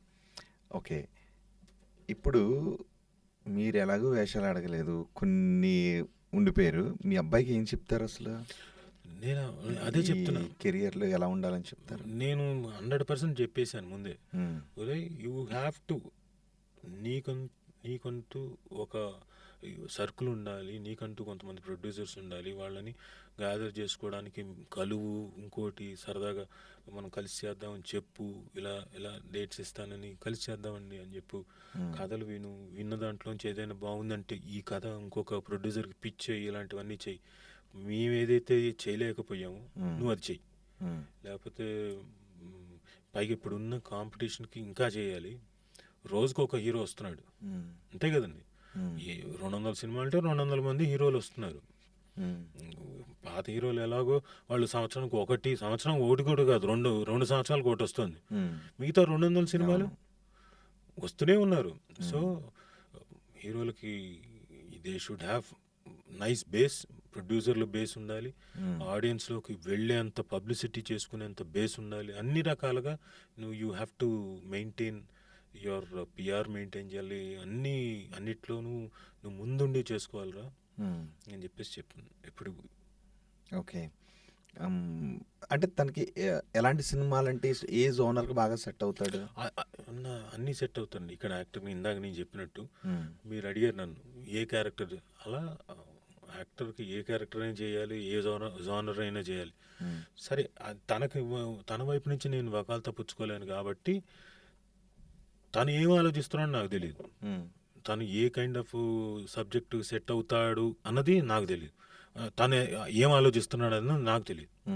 అంటే యాక్టింగ్ సైడ్ అయినా ఇంట్రెస్ట్, డైరెక్షన్ సైడ్ అదేమైనా ఇంట్రెస్ట్ ఉంది? యాక్టింగే ఎక్కువ, డైరెక్షన్లో కూడా ఇంట్రెస్ట్ ఉంది, సబ్జెక్ట్లో కూడా తెలియాలి కదా నాకు కూడా సబ్జెక్ట్ ఏంటో అని అంటుంటాడు. That's nice. ఎప్పుడైనా హీరోకి మొత్తం కథ తెలిస్తే మంచిది, ఎందుకంటే గ్రాఫ్ పడిపోదు. పర్ఫామ్ చేసేటప్పుడు ఏ సీన్లో ఎలా పర్ఫామ్ చేయాలో చెప్పక్కర్లేదు, ఇంకా చేసుకుంటే వెళ్ళిపోతారు. So that's very nice. నువ్వు అది మంచి ఆలోచన రా అని చెప్తాను. ఇక మరి మీకు డైరెక్షన్ సైడ్ ఎప్పుడైనా ఇంట్రెస్ట్ కలిగింది? నేను చేశాను, నేను ఇప్పుడు కాదు ఎప్పుడో చేశాను. నేను 94-95 టైంకే చేశాను సింగిల్ ఎపిసోడ్. అవన్నీ మా ఓన్ ప్రొడక్షన్వి. సింగిల్ ఎపిసోడ్లు చెయ్యాలి, సబ్మిట్ చేయాలంటే ఒక ఎపిసోడ్ నన్ను డైరెక్ట్ చేయమన్నాడు మా నాన్న, డైరెక్ట్ చేశాను. ఆ తర్వాత ఒక సీరియల్ కథాసాగరం అని ఉంది, ఆ 13 ఎపిసోడ్లు దాదాపు 7-8 ఎపిసోడ్లు నేనే షూట్ చేశాను. మా ఫాదర్కి అప్పుడు హెల్త్ బాగలేకపోతే సరే అని చెప్పి కూర్చోబెట్టి నేనే చేస్తానని చేశాను. మరి మంచి కథలు రెడీ చేసుకుని సినిమాలు తీయాలి అని రెడీ చేసుకుని ఉన్నాను. అప్పుడు అంతకుముందు చేశాను, ఒక 2 కథలు రెడీ చేసుకుని ఉన్నాను. బట్ ఎందుకో మెటీరియలైజ్ కాలేదు. ఇప్పుడు వచ్చిన ప్రొడ్యూసర్ కూడా ఏంటి, ఇప్పుడు నేను కొత్త డైరెక్టర్, ఎంత చేసినా నేను కొత్త డైరెక్టర్, నాకు కావాల్సిన అమౌంట్ రెమ్యునరేషన్ ఇవ్వరు కదా, నేను టైం వెచ్చించాలి కదా.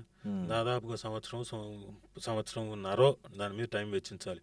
ఎందుకంటే పోస్ట్ ప్రొడక్షన్ అంతే టైం పడుతుంది, ప్రీ ప్రొడక్షన్ అంతే టైం పడుతుంది, షూటింగ్ టైం కూడా అంతే కదా, ప్రొడక్షన్ టైం కూడా అంతే టైం పడుతుంది కదా.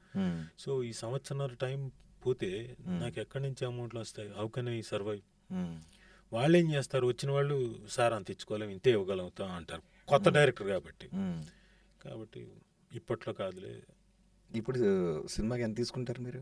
నేనా, మాదంతా ఫ్లక్చువేట్ అవుతుంటుంది. కొంతమంది నాకు నచ్చిన వాళ్ళు నాకు ఏదో రిక్వెస్ట్ చేస్తే ఫ్రీగా కూడా చేస్తాను, చేస్తున్నాయి.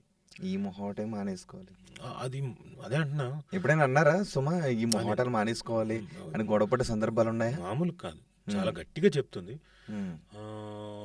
ఇన్ఫ్యాక్ట్ నాకు తెలిసిన దీంట్లో నేనేం చేస్తానంటే, పాపం ఎవరో అడిగారు కదా అని సుమా యాడ్ ఫిల్మ్ ఏదో నాకు తెలిసిన సర్కిల్ ఏదో అంటే, నువ్వు మాత్రం మధ్యలో దూరకు, నువ్వు మాత్రం ఏదో తక్కువ చేయమని ఏం అడగకు, నేను మాట్లాడుకుంటా, నాకు తెలిసి ఎలా మాట్లాడాలో అని చెప్పి తను మాట్లాడుకుంటుంది. అండ్ నేనైతే సరే, నాకు మోమాటాలు తప్పవు, నాకున్న సర్కిల్ ఇంకో దానికి తక్కువకి ఫ్రీగా చేశాను, కొన్ని అడిగి రిక్వెస్ట్ చేసుకుంటే తక్కువకి చేశాను, చాలా పీనట్స్కి అనమాట అలా చేశాను. అలా కొన్ని అయితే నా డిమాండ్ బట్టి నాకు కావాలి ఇంత అని కూర్చొని అంత తీసుకొని. నాకు ఇప్పుడు ఒక ఐడియా వచ్చింది, మా ఫ్రెండ్ ఒక సినిమా తీద్దాం అనుకుంటున్నాడు, మీరు ఎలాగ డబ్బులు తీసుకోరు కదా? మీరా? మా ఫ్రెండ్ పంపించండి, నేను ఎలా తీసుకోవాలో నాకు కూడా బాగా ఇప్పుడు డబ్బులు ఎలా తీసుకోవాలో తెలిసింది, ఇప్పుడు తెలిసిందే. ఓకే, ఇది కొంచెం ఊహాజనితమైన క్వశ్చన్. మీకు దేవుడు అంటే నమ్మకం ఉందా? బాగా. అవును కదా,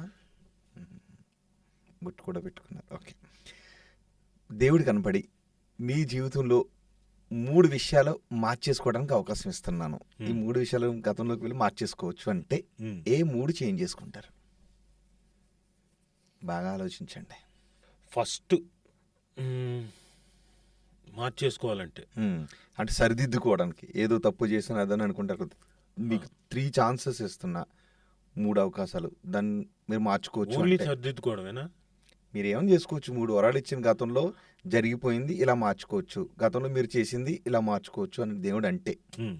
ఒకటి, మా అమ్మా నాన్నలతో నేను ఎప్పుడైతే చిన్న వాగ్వివాదాలు జరిగాయో అవి మార్చుకోవాలనుకుంటున్నా.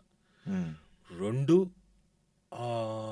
నా మొహమాటాన్ని ఏదైతే ఉందో వెనక్కి ఉండిపోయి సరిగ్గా పిఆర్ చేసుకోకుండా, సరిగ్గా ఏమి చేసుకోకుండా వెనక్కి అయిపోయాను. మీరు అన్నారు చూడండి, మీకు రావాల్సినంత ఇది రాలేదని, అది మార్చేసుకోగలిగితే బాగుంటుంది అనుకుంటున్నా.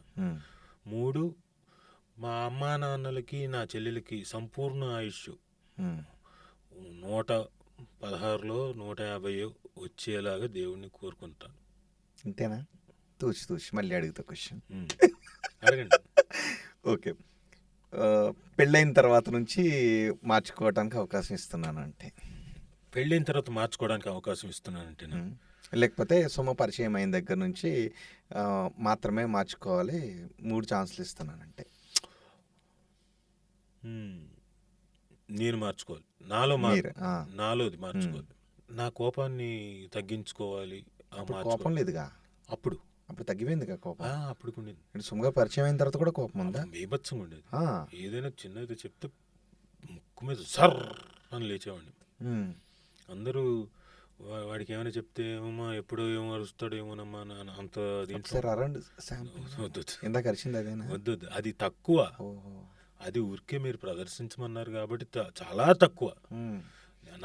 మైకులన్నీ పగిలిపోయి నిజంగా కనుక వాళ్ళు హెడ్ ఫోన్స్ పెట్టుకుని ఉంటే చెవులు బో ఇదేంట్రా ఇట్లా ఇచ్చాడు అన్న లెవెల్లో ఉంటుంది నా వాయిస్. సో నా కోపాన్ని ఒకటి బాగా తగ్గించుకోవాలి, అరుపులు ఇంకోటి అని మార్చుకోవడం అదొకటి. నా విలువైన సమయాన్ని కొన్ని నా దురలవాట్లకి నేను వాడుకున్నాను. ఏంటి? ఫ్రెండ్స్ ఎక్కువగా, పార్టీలు అవన్నీ. సో అవన్నీ మార్చుకోవాలి అనుకుంటున్నాను. ఇంకొకటి ఉంది. ఏంటది? అంటే 2 చెప్పారు, 3 ఛాన్సులు ఇచ్చాను మీకు. 3 ఛాన్సులు ఇచ్చారా? నా ఆ టైంని మా అబ్బాయికి ఫుల్గా స్పెండ్ చేసే, ఫుల్గా కాకపోయినా ఇంకా ఎక్కువ టైం స్పెండ్ చేసేంత అవకాశం ఉండేలా మార్చుకుంటాను. Wow, great. ఓకే, ఇక డబ్బింగ్ ఎవరెవరు చెప్పారు మీరు? నేను అనిల్ గారికి చెప్పా, శ్రీకాంత్ గారి బ్రదర్కి. అలాగే సంజయ్ భార్గవ్ అని తమిళ్లో హీరోగా చేశాడు, మన తెలుగులో కూడా ఈటీవీ దానికి యూనివర్సిటీ అనే సీరియల్లో అతను హీరో. నేను అతనికి డబ్బింగ్ చెప్పా. అలాగే ఆర్జీవి గారి ప్రొడక్షన్స్కి శివ 2009, గాయబ్, ఇవన్నీ హిందీలోవి తెలుగులోకి డబ్బింగ్ మొత్తం హీరోలందరికీ నేనే. తుషార్ కపూర్కి, ఈవెన్ ఆ అబ్బాయి ఎవరో ఉన్నాడు 2009 హీరో, శివ 2009 హీరో, అతనికి చెప్పే బాగానే చాలామందికి చెప్పా, గుర్తు రావట్లేదు. మీకు ఇప్పుడు రాజకీయాల్లోకి వెళ్ళాలని ఏమైనా అనిపించిందా? అంటే ఈ మధ్యనే అనిపిస్తుంది, అంతకుముందు ఎప్పుడూ అనిపించలేదు. అంటే మీకు రాజకీయాల్లోకి రావాలని ఉందా, లేకపోతే రాజకీయాలను చూసినప్పుడు బాధ అనిపిస్తుందా? జనరల్గా బాధ అనిపిస్తుంది, వస్తే ఏమైనా మార్పు చేయొచ్చు కదా అనిపిస్తుంది. ఎక్కడో చోట గట్టి ఉక్కుపాదం వేసి చేసుకుంటూ వస్తే ఎన్నేళ్ళు ఉంటామో తెలియదు, సంవత్సరం ఉండొచ్చు, 2 సంవత్సరాలు ఉండొచ్చు, బట్ ఆ లోపల ఏమైనా మార్పులు చేర్పులు చేయగలిగితే చేయొచ్చు కదా అని. మీరు ట్రై చేస్తారా రాబోయే ఎన్నికలకి ఏమన్నా? మీరు నాకు సపోర్ట్ చేస్తా అంటే అలాగే ఆర్టీవీ అంతా నా వెనక ఉండాలి. అయితే సరే, నేను అంటే కొత్త జెండా పెడదామా, లేదంటే? కొత్త జెండా కష్టం. కొత్త జెండా మీద పడితే మనమే తిరుగుతుండాలి, రోడ్డు మీద ఒక్కడే తిరుగుతుండాలి. కాబట్టి ఏదో ఒక జెండాని పట్టుకొని వెళ్ళాలి. మొన్న మధ్య కొన్ని రూమర్స్ వచ్చాయి కదా, ఏంటది? సోమ్ గారికి మీకు పడట్లేదు అని, ఇట్లా అసలు అది చాలా సింపుల్ రీజన్. అది ఏంటంటే we used to stay here at L&T, Gachibowli దగ్గర.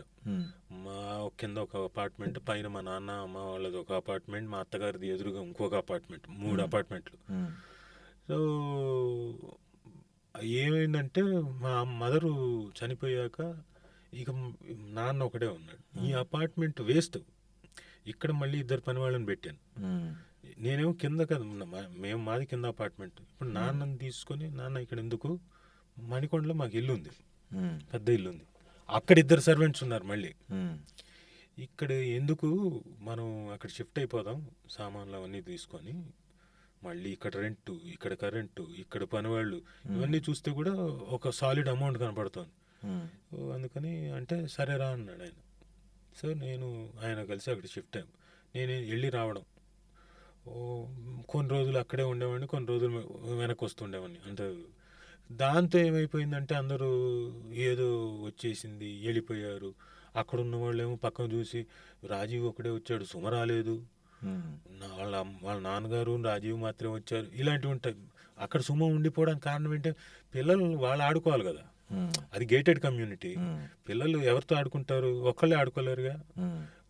వాళ్ళకి అక్కడ ఫ్రెండ్స్ ఉన్నారు అందరితోటి, అక్కడి నుంచి రాలేదు. సో అదొకటి. ఈ లోపల చిలవరు పలవరుగా ఎవరికి తోచింది వాళ్ళు మాట్లాడుకున్నారు. అప్పుడు ఏంటి బాధ అనిపించిందా మీకు? అంటే నాకు పెద్దగా అనిపించలేదా? నాకు అనిపించలేదు. నాకు తెలుసు, అంటే అంతకుముందు చాలా విన్నాం కదా ఇలాంటివి. సో సరే మాట్లాడుకుంటారులే ఇంతే అని చెప్పేసి. మా అబ్బాయి బాగా బాధపడ్డాడు. ఓకే, ఇష్టమా, ఎలా అనుకుంటున్నారు, ఎలా రాస్తున్నారు, ఏదంటే అందరికి సమాధానం చెప్తూ పోతే మళ్ళీ పెద్ద ప్రాబ్లం అవుతుంది. దాంట్లోంచి కూడా మళ్ళీ ఇంకోటి రాస్తారు, వదిలేండి. కాకపోతే వాళ్ళకంటే వాళ్ళ కాలేజీలో వాళ్ళు పక్కన అడుగుతారు కదా ఏంటి అని. డైరెక్ట్గా అడగకపోయినా ఎవరో ఒకళ్ళు కొంత ఇండైరెక్ట్గా అడిగితే దానికి కూడా. సో అక్కడ అప్పటికి మా పాపకి అంతగా తెలియదు, దానికి అది పెద్దగా పట్టించుకోలేదు కూడా. పెరిగిన తర్వాత అసలు పట్టించుకోలేదు. సో మీరైతే కంప్లీట్ లైట్ తీసుకున్నారు? లైట్, ఎందుకంటే దానికి రియాక్ట్ అయితే ఇంకా ఎక్కువ అయిపోతుందని చెప్పేసి నాకు కొంచెం బాధ అనిపించింది. రియాక్ట్ అవుదాం అనుకున్నా, చెప్దాం అనుకున్నా, ఇలాగే కూర్చొని ఏదో ఒక ఛానల్లో కూర్చొని చెప్దాం అనుకున్నా. బట్ వద్దు, ఇచ్చిన కొద్దీ మళ్ళీ ఇంకా ఎక్కువ అయిపోతుందని వద్దు అనుకుని వదిలేసాం. ఒకసారి మీ ఇద్దరిని కలిపి ఇంటర్వ్యూ చేయాలని ఉంది నాకు. ట్రై చేయండి సుమ గారితో. రారా? నేను రారా, మీరే ఒప్పించాలి, ఆ బాధ్యత అదే. నేనెందుకు? మీదే. కాదు, కుదరదండి. అబ్బా కుదరదండి, అలా నేను ట్రై చేస్తా. కుదరదండి, మీరు అడగండి. మీరే ట్రై చేయాలి. నేను ట్రై చేయడం నేను చేస్తా, మీరు కూడా అడగండి అంటున్నా. ఓకే, కానీ మీ ఒప్పించాల్సిన బాధ్యత మీదే. అదే మళ్ళీ అదే మాట నేను ఒప్పించడం. ఓ పని చేయండి, ఆవిడ సినిమా ఒకటి చేస్తోంది. ఇప్పటికి నాకు తెలిసి ఇంకో 1 month 2 months 3 months రిలీజ్ అవుతుంది. ఆ టైం కరెక్ట్ దొరుకుతారు. మీరు నాకు ఇంటర్వ్యూ ఉండప్పుడు ఇస్తా, మీరిద్దరు కలిసి రావాలి. మళ్ళీ ఎందుకు, అక్కడ ఆవిడ ఇంటర్వ్యూ తీసుకుంటే చాలు. మిమ్మల్ని ఇద్దరే కలిపి నన్నేమైనా ఇరికిద్దాం ఇరుక్కుంటారా? అస్సలు మీరెంత, రోహిత్ గారు ఎంత తెలివైన వాళ్ళు, రాజీవ్ కనకాల కూడా అంతే తెలివైన వాళ్ళు. ఆ ఇంటర్వ్యూలో చూద్దాం, మీరు తీసుకుని రావాలి. ఇప్పుడు మీ కరెంట్ ప్రాజెక్ట్స్ ఏంటి? ప్రస్తుతం విశ్వంభర అయిపోయింది అది. సుధీర్ బాబుది జటాధర, తర్వాత సత్యదేవ్ గారిది ఒక సినిమా చేస్తున్నా, ఇంకా టైటిల్ పెట్టలేదు. తర్వాత ధర్మస్థల నియోజకవర్గం ఒకటి, తర్వాత మహేంద్రగిరి వారాహి ఒకటి సుమంత్ గారిది. ఇవి ప్రస్తుతం నా ప్రాజెక్ట్స్. లిటిల్ హార్ట్స్ అనే ఇంకో సినిమా. ఓకే, ఇవి. తర్వాత వెబ్ సిరీస్లు ఇప్పుడు ఈటీవీకి కానిస్టేబుల్ కనకం ఒకటి, ఇప్పుడు ఆహా మీరు ఎలాగో రిలీజ్ అయింది కదా హోమ్ టౌన్. తర్వాత అమెజాన్కి వచ్చి ఇసకపట్నం అని అదొకటి చేస్తున్నాం. తర్వాత సోనీ లివ్కి వచ్చి బ్లాక్ అండ్ వైట్ అని నార్త్ స్టార్ బ్యానర్ మీద అదొకటి. ఇది ప్రస్తుతానికి నా ప్రాజెక్టులు. మీకు రోజుకి ఏమన్నా 50 గంటలు ఉన్నాయా? లేదు, ఐ హ్యావ్ టు డూ. ఎలా మేనేజ్ చేయగలుగుతున్నారు? ఎలా మేనేజ్ చేయడం ఏం లేదు, చేయడం అంతే, ఇంకా తప్పదు. డిసైడెడ్, నో రిలాక్సేషన్ అని చెప్పేసి గ్యాప్ ఇవ్వట్లేదు. షూటింగ్ అయిపోయింది ఈరోజు, రేపొద్దున ఇంకో షూటింగ్ ఉంది, నైట్ అంతా వర్క్ చేసాం, రేపు పొద్దునకి ఎలా నిద్ర లేదు కదా, నో ప్రాబ్లం, ఇచ్చే డేటు. ఆ ఉన్న ట్రావెల్ చేస్తున్న 3 గంటల్లోనూ గంటలోనూ నిద్రపోతాను. అది అలవాటు చేసుకున్నాను. ఇదివరకు నాకు నిద్ర వచ్చేది కాదు, నాకు పడుకుంటే నిద్ర రాదు, అదే కూర్చుంటే నిద్ర రాదు, కానీ అలవాటు చేసుకున్నాను. ఆ ట్రావెల్ చేసి ఆ గంటలో నిద్రపోవడం, ఇంకా అక్కడ ఏమైనా దొరికితే ఇంకో గంట నిద్రపోవడం, ఇలా. ఓకే, సో నిద్రని ప్రయాణంలో మేనేజ్ చేసుకుని డేట్స్ మేనేజ్, షూటింగ్స్కి వెళ్తున్నారు. గ్రేట్ అండి. ఇంతవరకు ఎవరికి చెప్పని ఇన్సిడెంట్ ఏదైనా చెప్తారా ఫైనల్గా? ఏదైనా ఒకటి, ఎవరికీ చెప్పలేదు, నాకు ఇప్పటి నుంచో చెప్పాలని అనిపిస్తుంది, చెప్పనా వద్దా అని ఆగిపోతున్నాను అనేది ఏమైనా ఉంటే ఒకసారి చెప్పేసేయండి ఫైనల్గా. కెమెరాల ముందెందుకు? కెమెరా ముందే చెప్తే కొంచెం జనాలు చూస్తారు కదా. చెప్పేసాను, చాలా చెప్పేసాను. అవునా? ఆల్మోస్ట్ ఆల్ నాగా ట్రైన్ మీద ఆల్మోస్ట్ ఆల్ మిస్ అయ్యాం, డెత్. తర్వాత ఇది కూడా చెప్పేశాను, ఫిలిం బాయ్ అరవింద్ అప్పుడు నా కాలుకు జరిగిన ఇన్సిడెంట్ కూడా చెప్పేశాను. ఫిలిం బాయ్ అరవింద్ అప్పుడు ఈ ఎపిసోడ్ జరిగినప్పుడు మాత్రం దానికి ఎక్స్టెన్షన్ చెప్పలేదు నాకు. ఆ నైట్ ఏమైందంటే ఆ అమ్మాయిని తీసుకెళ్ళి చెట్టుకు గుద్దే ఎపిసోడ్ ఉంది. ఆ అమ్మాయిని తీసుకెళ్ళాను, సైడ్ వెళ్తూ ఉన్నాను, తడిచిన బట్టలు కొట్టాను, ఎగిరి పడ్డాను, కాలు పక్క వెళ్ళిపోయింది, అరుపు. సరే మొత్తానికి మాస్టర్ ఉండే కాలు తీసి అలా సెట్ చేసాడు. అంతా అయిన తర్వాత చేసేద్దామా షూటింగ్ అన్నాడు. అలాగే నించోవడం మళ్ళీ ఇలా అనగానే మళ్ళీ పడిపోయాను. ఇంకా మాస్టర్కి అర్థమైపోయింది ఈరోజు చేయలేడని, ప్యాకప్ అన్నారు. నేను ఎవరికి చెప్పలేదు, మా బావకి కూడా నేను ఓన్లీ మా బావకి ఫోన్ చేశాను మరుసటి రోజు. ఇదిరా పరిస్థితి, కాలుకి ఇలా అయింది. ఇంకా అక్కడ తిరుపతిలో ఎక్స్రేలో ఏం తెలుస్తుంది, టెండన్ కదా, లిగమెంట్ అది. అప్పటికే అసలు ఏమీ లేదు. I'm talking about 2004. పుత్తూరు కట్టించాం బద్దలేసి ఫుల్గా. ఆ మరుసటి రోజు సుమ్ము ఫోన్ చేసి నాకు ఫోన్ చేసి, నీకేమైనా యాక్సిడెంట్ అయిందా, నువ్వు ఎక్కడి నుంచి పడ్డావా అని. మా వీడు చెప్పేశాడు మా బావ, నేను చెప్పొద్దు వీడికి అని చెప్తే వీడు చెప్పేశాడు అనుకొని, ఎట్లా దుర్మార్గుడు ఇది, వీడు ఇలా చెప్పడం ఏంటి, కంగారు పడుతుంది కదా అని ఫోన్ చేసి, రే చెప్పొద్దు అన్నాను కదా. నేను చెప్పలేదురా అన్న. తను ఈలోపు నాకు అయిందని సంగతి తెలిసి వచ్చేసింది పిల్లల్ని వేసుకొని. అప్పటికి ఇంకా షీస్ క్యారింగ్ నా కూతుర్ని, మా బాబుని తీసుకొని వచ్చింది. నీకు ఏంటి, నీకు రామారావు చెప్పాడు అంటే చెప్పలేదు, నాకు కల్లో అలా అనిపించింది, నువ్వు ఎక్కడో పైనుంచి పడినట్టు అనిపించిందని. సో దీన్ని బట్టి మీకు అర్థమైంది నీతి ఏంటి? నాకేంటంటే ఎప్పుడు నా వెనకే శాటిలైట్ తిరుగుతూ ఉంటుంది, నాకు కనెక్షన్ ఎప్పుడు ఉంటుంది. మీరు ఎక్కడైనా ఏమన్నా చేస్తే కల్లో కూడా తెలిసిపోద్ది. నాకు మామూలుగా ఇళ్ళలోనే తెలిసిపోతుంటే కల్లో తెలియకుండా ఉంటుందా అని. ఇళ్ళలో ఎక్కడికైనా వెళ్ళినా కానీ ఆ ఊళ్ళో అందరూ సుమగారు బాగున్నారా అంటే, ఇప్పుడు నేను ఏం చేసినా కానీ ఇక్కడి నుంచి న్యూస్ ఇంకో రకంగా వెళ్తుంది. ఇంకోటి మధ్యలో న్యూస్ ఎలా తెలియడమో చెప్తా. నాకు జేజే హాస్పిటల్ అనేది మెటర్నిటీ హాస్పిటల్, మా పాప పుట్టింది అక్కడే. నేను ఈ మధ్యనే లాస్ట్ బిఫోర్ ఇయర్ కాలు ప్రాబ్లం ఉందని చెప్పేసి దీనికోసమని వెళ్ళాను, రైట్ లెగ్. అక్కడ చక్కటి ఫిజియోథెరపిస్ట్ ఉన్నారు శ్రీనివాస్ గారు అని, ఆయన కోసం వెళ్ళాను. అది మరి మెటర్నిటీ హాస్పిటల్ కదా. వెళ్ళి నేను చేయించుకొని వెళ్ళే టైంలో ఎవరో చూశారు, ఏంటో ఒకళ్ళు మెసేజ్ పెడతారు, ఏది ఎక్స్లో ట్విట్టర్లో, సుమగారు రాజీవ్ కనకాల గారు జేజే హాస్పిటల్కి వస్తున్నాడు ఈ మధ్యన రెగ్యులర్గా, ఏమిటో అర్థం కావట్లేదు, మీరు ఒకసారి చెక్ చేసుకోండి. మరి జాసూసులు తగలయ్యా. నేను ఎందుకు వెళ్ళానో కూడా తెలియదు, కానీ మెటర్నిటీ హాస్పిటల్కి వస్తున్నాడు, ఏదో జరుగుతుంది, మీరు జాగ్రత్త అంట, అదేంటో తెలుసుకోండి అని. నాకు వామ్మో ఎక్కడి నుంచి ఎక్కడ ట్విట్టర్లో పెట్టేశాడండి. అమ్మా జాగ్రత్తగా ఉండదు. ఇక మొహానికి ఏదో ఒకటి కట్టుకొని కళ్ళజోడు పెట్టుకొని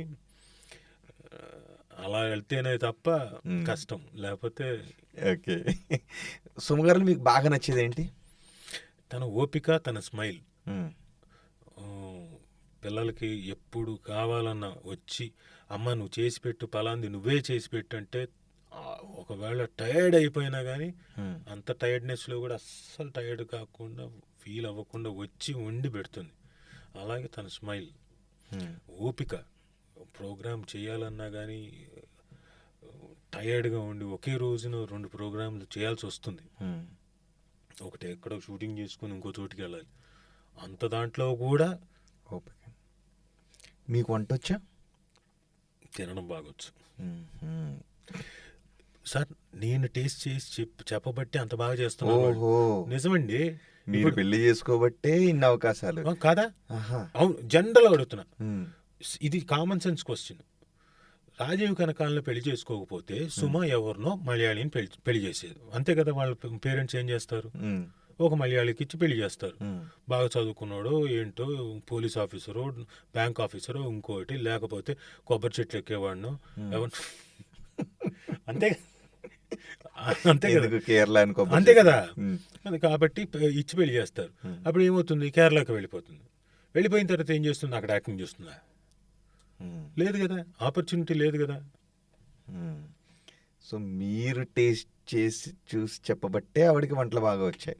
అద్భుతంగా చేస్తుంది. ఈవెన్ మా అమ్మ చేసే వంటలను కూడా నేర్చుకున్న తర్వాత నేను టేస్ట్ చేసి చెప్పాల్సిందే, ఎలా ఉందో చెప్పండి, మీ అమ్మ చేసినట్టే ఉందా లేదా అని అడుగుతుంది. పర్ఫెక్ట్గా ఉందని చెప్తా. మీ మీద కోప్పడాల్సింది తప్పేం లేదు. ఓకే, మీకు అత్యంత స్నేహితుడు కదా తారక్లో మీకు బాగా నచ్చేది ఏంటి?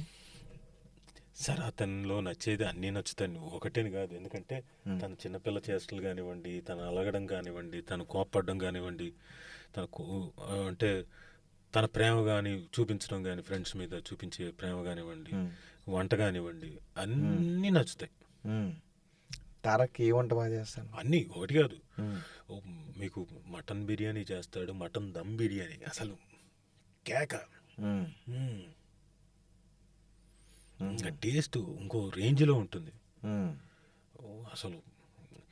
చికెన్ బిర్యానీ కానీ అసలు ఒకటి కాదు, అన్నీ అద్భుతంగా చేస్తాడు.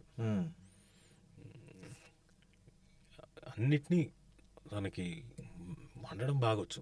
ఓకే, తారక్ ఎప్పుడైనా మీ మీద కోప్పడ్డారా? చాలాసార్లు. ఏ విషయంలో? ఏదో ఒకటి చిన్న విషయాలు. ఇప్పుడు తను ఏదో అంటాడు, ఇది కాదు ఇది కదా అని ఏదో అంటాడు, సినిమాకి సంబంధించింది హిస్టరీ గురించో లేకపోతే ఏంటి అన్నప్పుడు, ఇది కాదంటే నేను కరెక్ట్ అయితే ఎస్ అంటాను, కాదంటే నో అంటాను కదా. నో అనేదో అంటే తన కోపం వస్తుంది, అరుస్తాడు. సైలెంట్ అవుతారా? సైలెంట్ కాదు, నీకే తెలుస్తుంది, కంగారు పడకు, ఎవరినా కావచ్చు కనుక్కో అని చెప్తా. ఇంకోళ్ళు కనుక్కున్నప్పుడు చెప్తారు కదా, కాదు రాజీవే కరెక్ట్ అని. అట్లా. ఓకే, ఒకవేళ నేను రాంగ్ అయితే రాంగ్, అది వేరే విషయం. అంటే మీరు నిజంగా మీ వైపు ఏదైనా తప్పు ఉంటే ఎప్పుడైనా ఎక్కడైనా నిజాయితీగా అంగీకరిస్తారా? 100%. వితండవాదం చేస్తారు? వితండవాదం చేయను.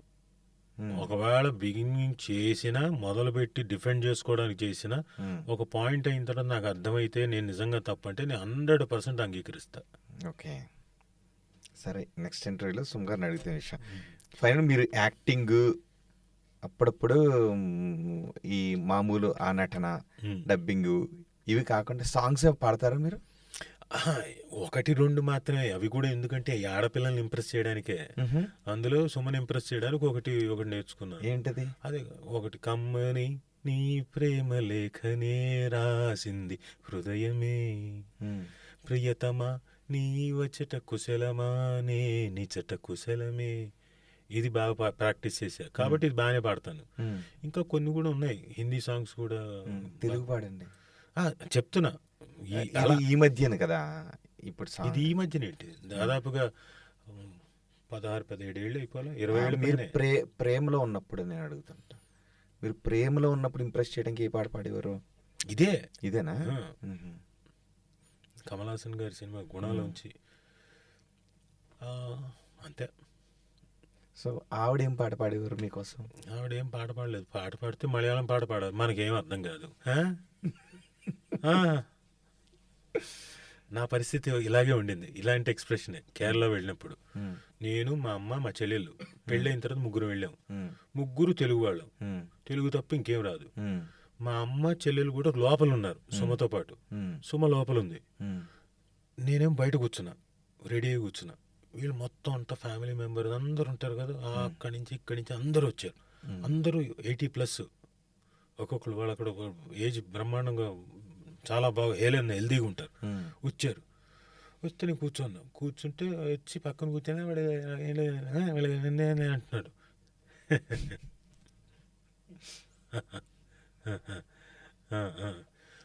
అతను అనుకుంటున్నాడు నీ మలయాళీ అని. మాట్లాడుతున్నాడు మలయాళంలో. నేను కాసేపు అయిన తర్వాత చూశాను, ఇక్కడ లేదు అదేంటి సుమా సుమా సుమా సుమా సుమా తొందరరా ఇక్కడ ఏదో పెట్టేసాడు మొదలు బ్యాండ్ వేసేస్తున్నాడు నాకు నువ్వురా అంటే అమ్మ మలయాళీ ఇల్లా అల్లా తెలుగు తెలుగు అంటే ఓ తెలుగు తెలుగు సో అట్లాంటి చిక్కు సమస్యల్లో కూడా అలా బయటపడ్డారు, అలా బయట పడేశారు ఆవిడ వచ్చి. అవును. ఓకే, సుమ్మ గారి కోసం ఈ పాట పాడారు, మరి ఆ కాలేజ్ అమ్మాయి కోసం ఏ పాట పాడారు? పాట పాడలేదు, కాకపోతే అప్పుడు ఏంటంటే ఆ అమ్మాయి జూహీ చావ్లా లాగా ఉండేది.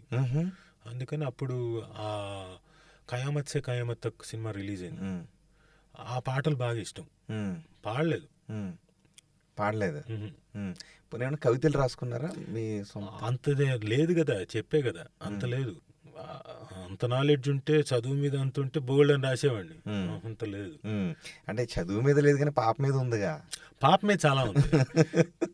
గ్రీటింగ్ కార్డ్స్ తగ్గొనేవాడిని, అందులోంచి ఏముందో మ్యాటర్ చూసి అది కాపీ కొట్టి రాసేవాడిని. ఇందులో వేరే దాంట్లో చూసి ఇందులోకి రాసి ఓకే ఇది మనం రాసినట్టే ఉంటుంది పదాన్ని.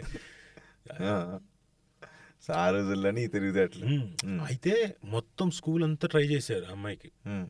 గ్రీటింగ్స్ ఇస్తాం కదా వ్యాలంటైన్స్ డే నాడు, అలా ఎవరి దగ్గర తీసుకోలేదు, నేను ఒక్కడిని ఇచ్చా. అప్పుడు తీసుకుంది, ఆహా అనుకున్నా.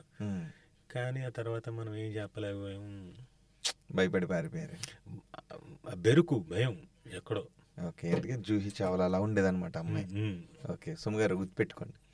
ఓకే, ఫైనల్గా మీ గోల్స్ ఏంటి రాబోయే రోజుల్లో? ఏం లేదండి, see I have to be busy as an actor.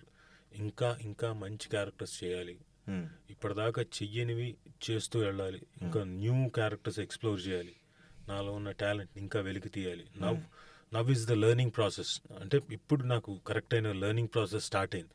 ఇంకా బెటర్ క్యారెక్టర్స్ చేయడానికి ఏం చేస్తే బాగుంటుంది, ఎలా చేస్తే బాగుంటుంది అన్నది నేను కూడా ఎక్స్ప్లోర్ చేసి as an actor I have to come in front of the audience. And నా ఫ్యామిలీకి, నా కొడుక్కి, కూతురికి ఇవ్వలేని టైం అంతా ఇప్పుడు ఇవ్వాలి. తర్వాత నా మనవడికి, మనవరాలకి, వాళ్ళకి కూడా బోర్డు అంత టైం ఇవ్వాలి ఉన్నంతకాలం. సో వాళ్ళని సెట్ చేసేసి జై హింద్. మనవాడికి ఏ పేరు పెట్టాలనుకుంటున్నారు? నేనేమనుకుంటున్నారు కదా మనవాడికి మనవరాలకి. అదే మనవాడికి మనవరాలకి వాళ్ళకి కూడా టైం ఇవ్వాలనుకుంటున్నాను. ఊరికే సరదాగా అడిగాను అందుకని. Thank you very much Rajiv Kanakala గారు. ఆర్టీవీ కోసం చాలా సమయాన్ని కేటాయించి మీ జీవితంలో చోటు చేసుకున్న చాలా విషయాలు చాలా సరదాగా మాతో పంచుకున్నాను. అవును, చెప్పించాను నా చేత బలవంతంగా, నన్ను బలవంతం పెట్టి నన్ను రేపు చేయబోయి ఆల్మోస్ట్ రోహిత్ గారు కేసేస్తారేంటి? వేసినా కానీ ఏం చేయగలను, మీరు లాయరు, మీరే వాదించుకుంటారు, మీరు ఎలాగో ఏదో ఒకటి తర్జనం అదే తిమ్మిని బమ్మిని చేసినా కేసు కొట్టించేసుకోగలరు. ఖచ్చితంగా. కానీ సోమగారిని తీసుకుంటారండి. అలాగే మీ జీవితంలో ఇంకా ఎన్నో ఉన్నత స్థానాలకు చేరాలని మనస్ఫూర్తిగా కోరుకుంటున్నాను. Thank you very much. Thank you very much. మరిన్ని వీడియోస్ కోసం ఛానల్ ని సబ్స్క్రైబ్ చేయండి. లేటెస్ట్ అప్డేట్స్ కోసం వాట్సాప్ ఛానల్ ని ఫాలో అవ్వండి. ఆ లింక్ డిస్క్రిప్షన్ లో ఉంది.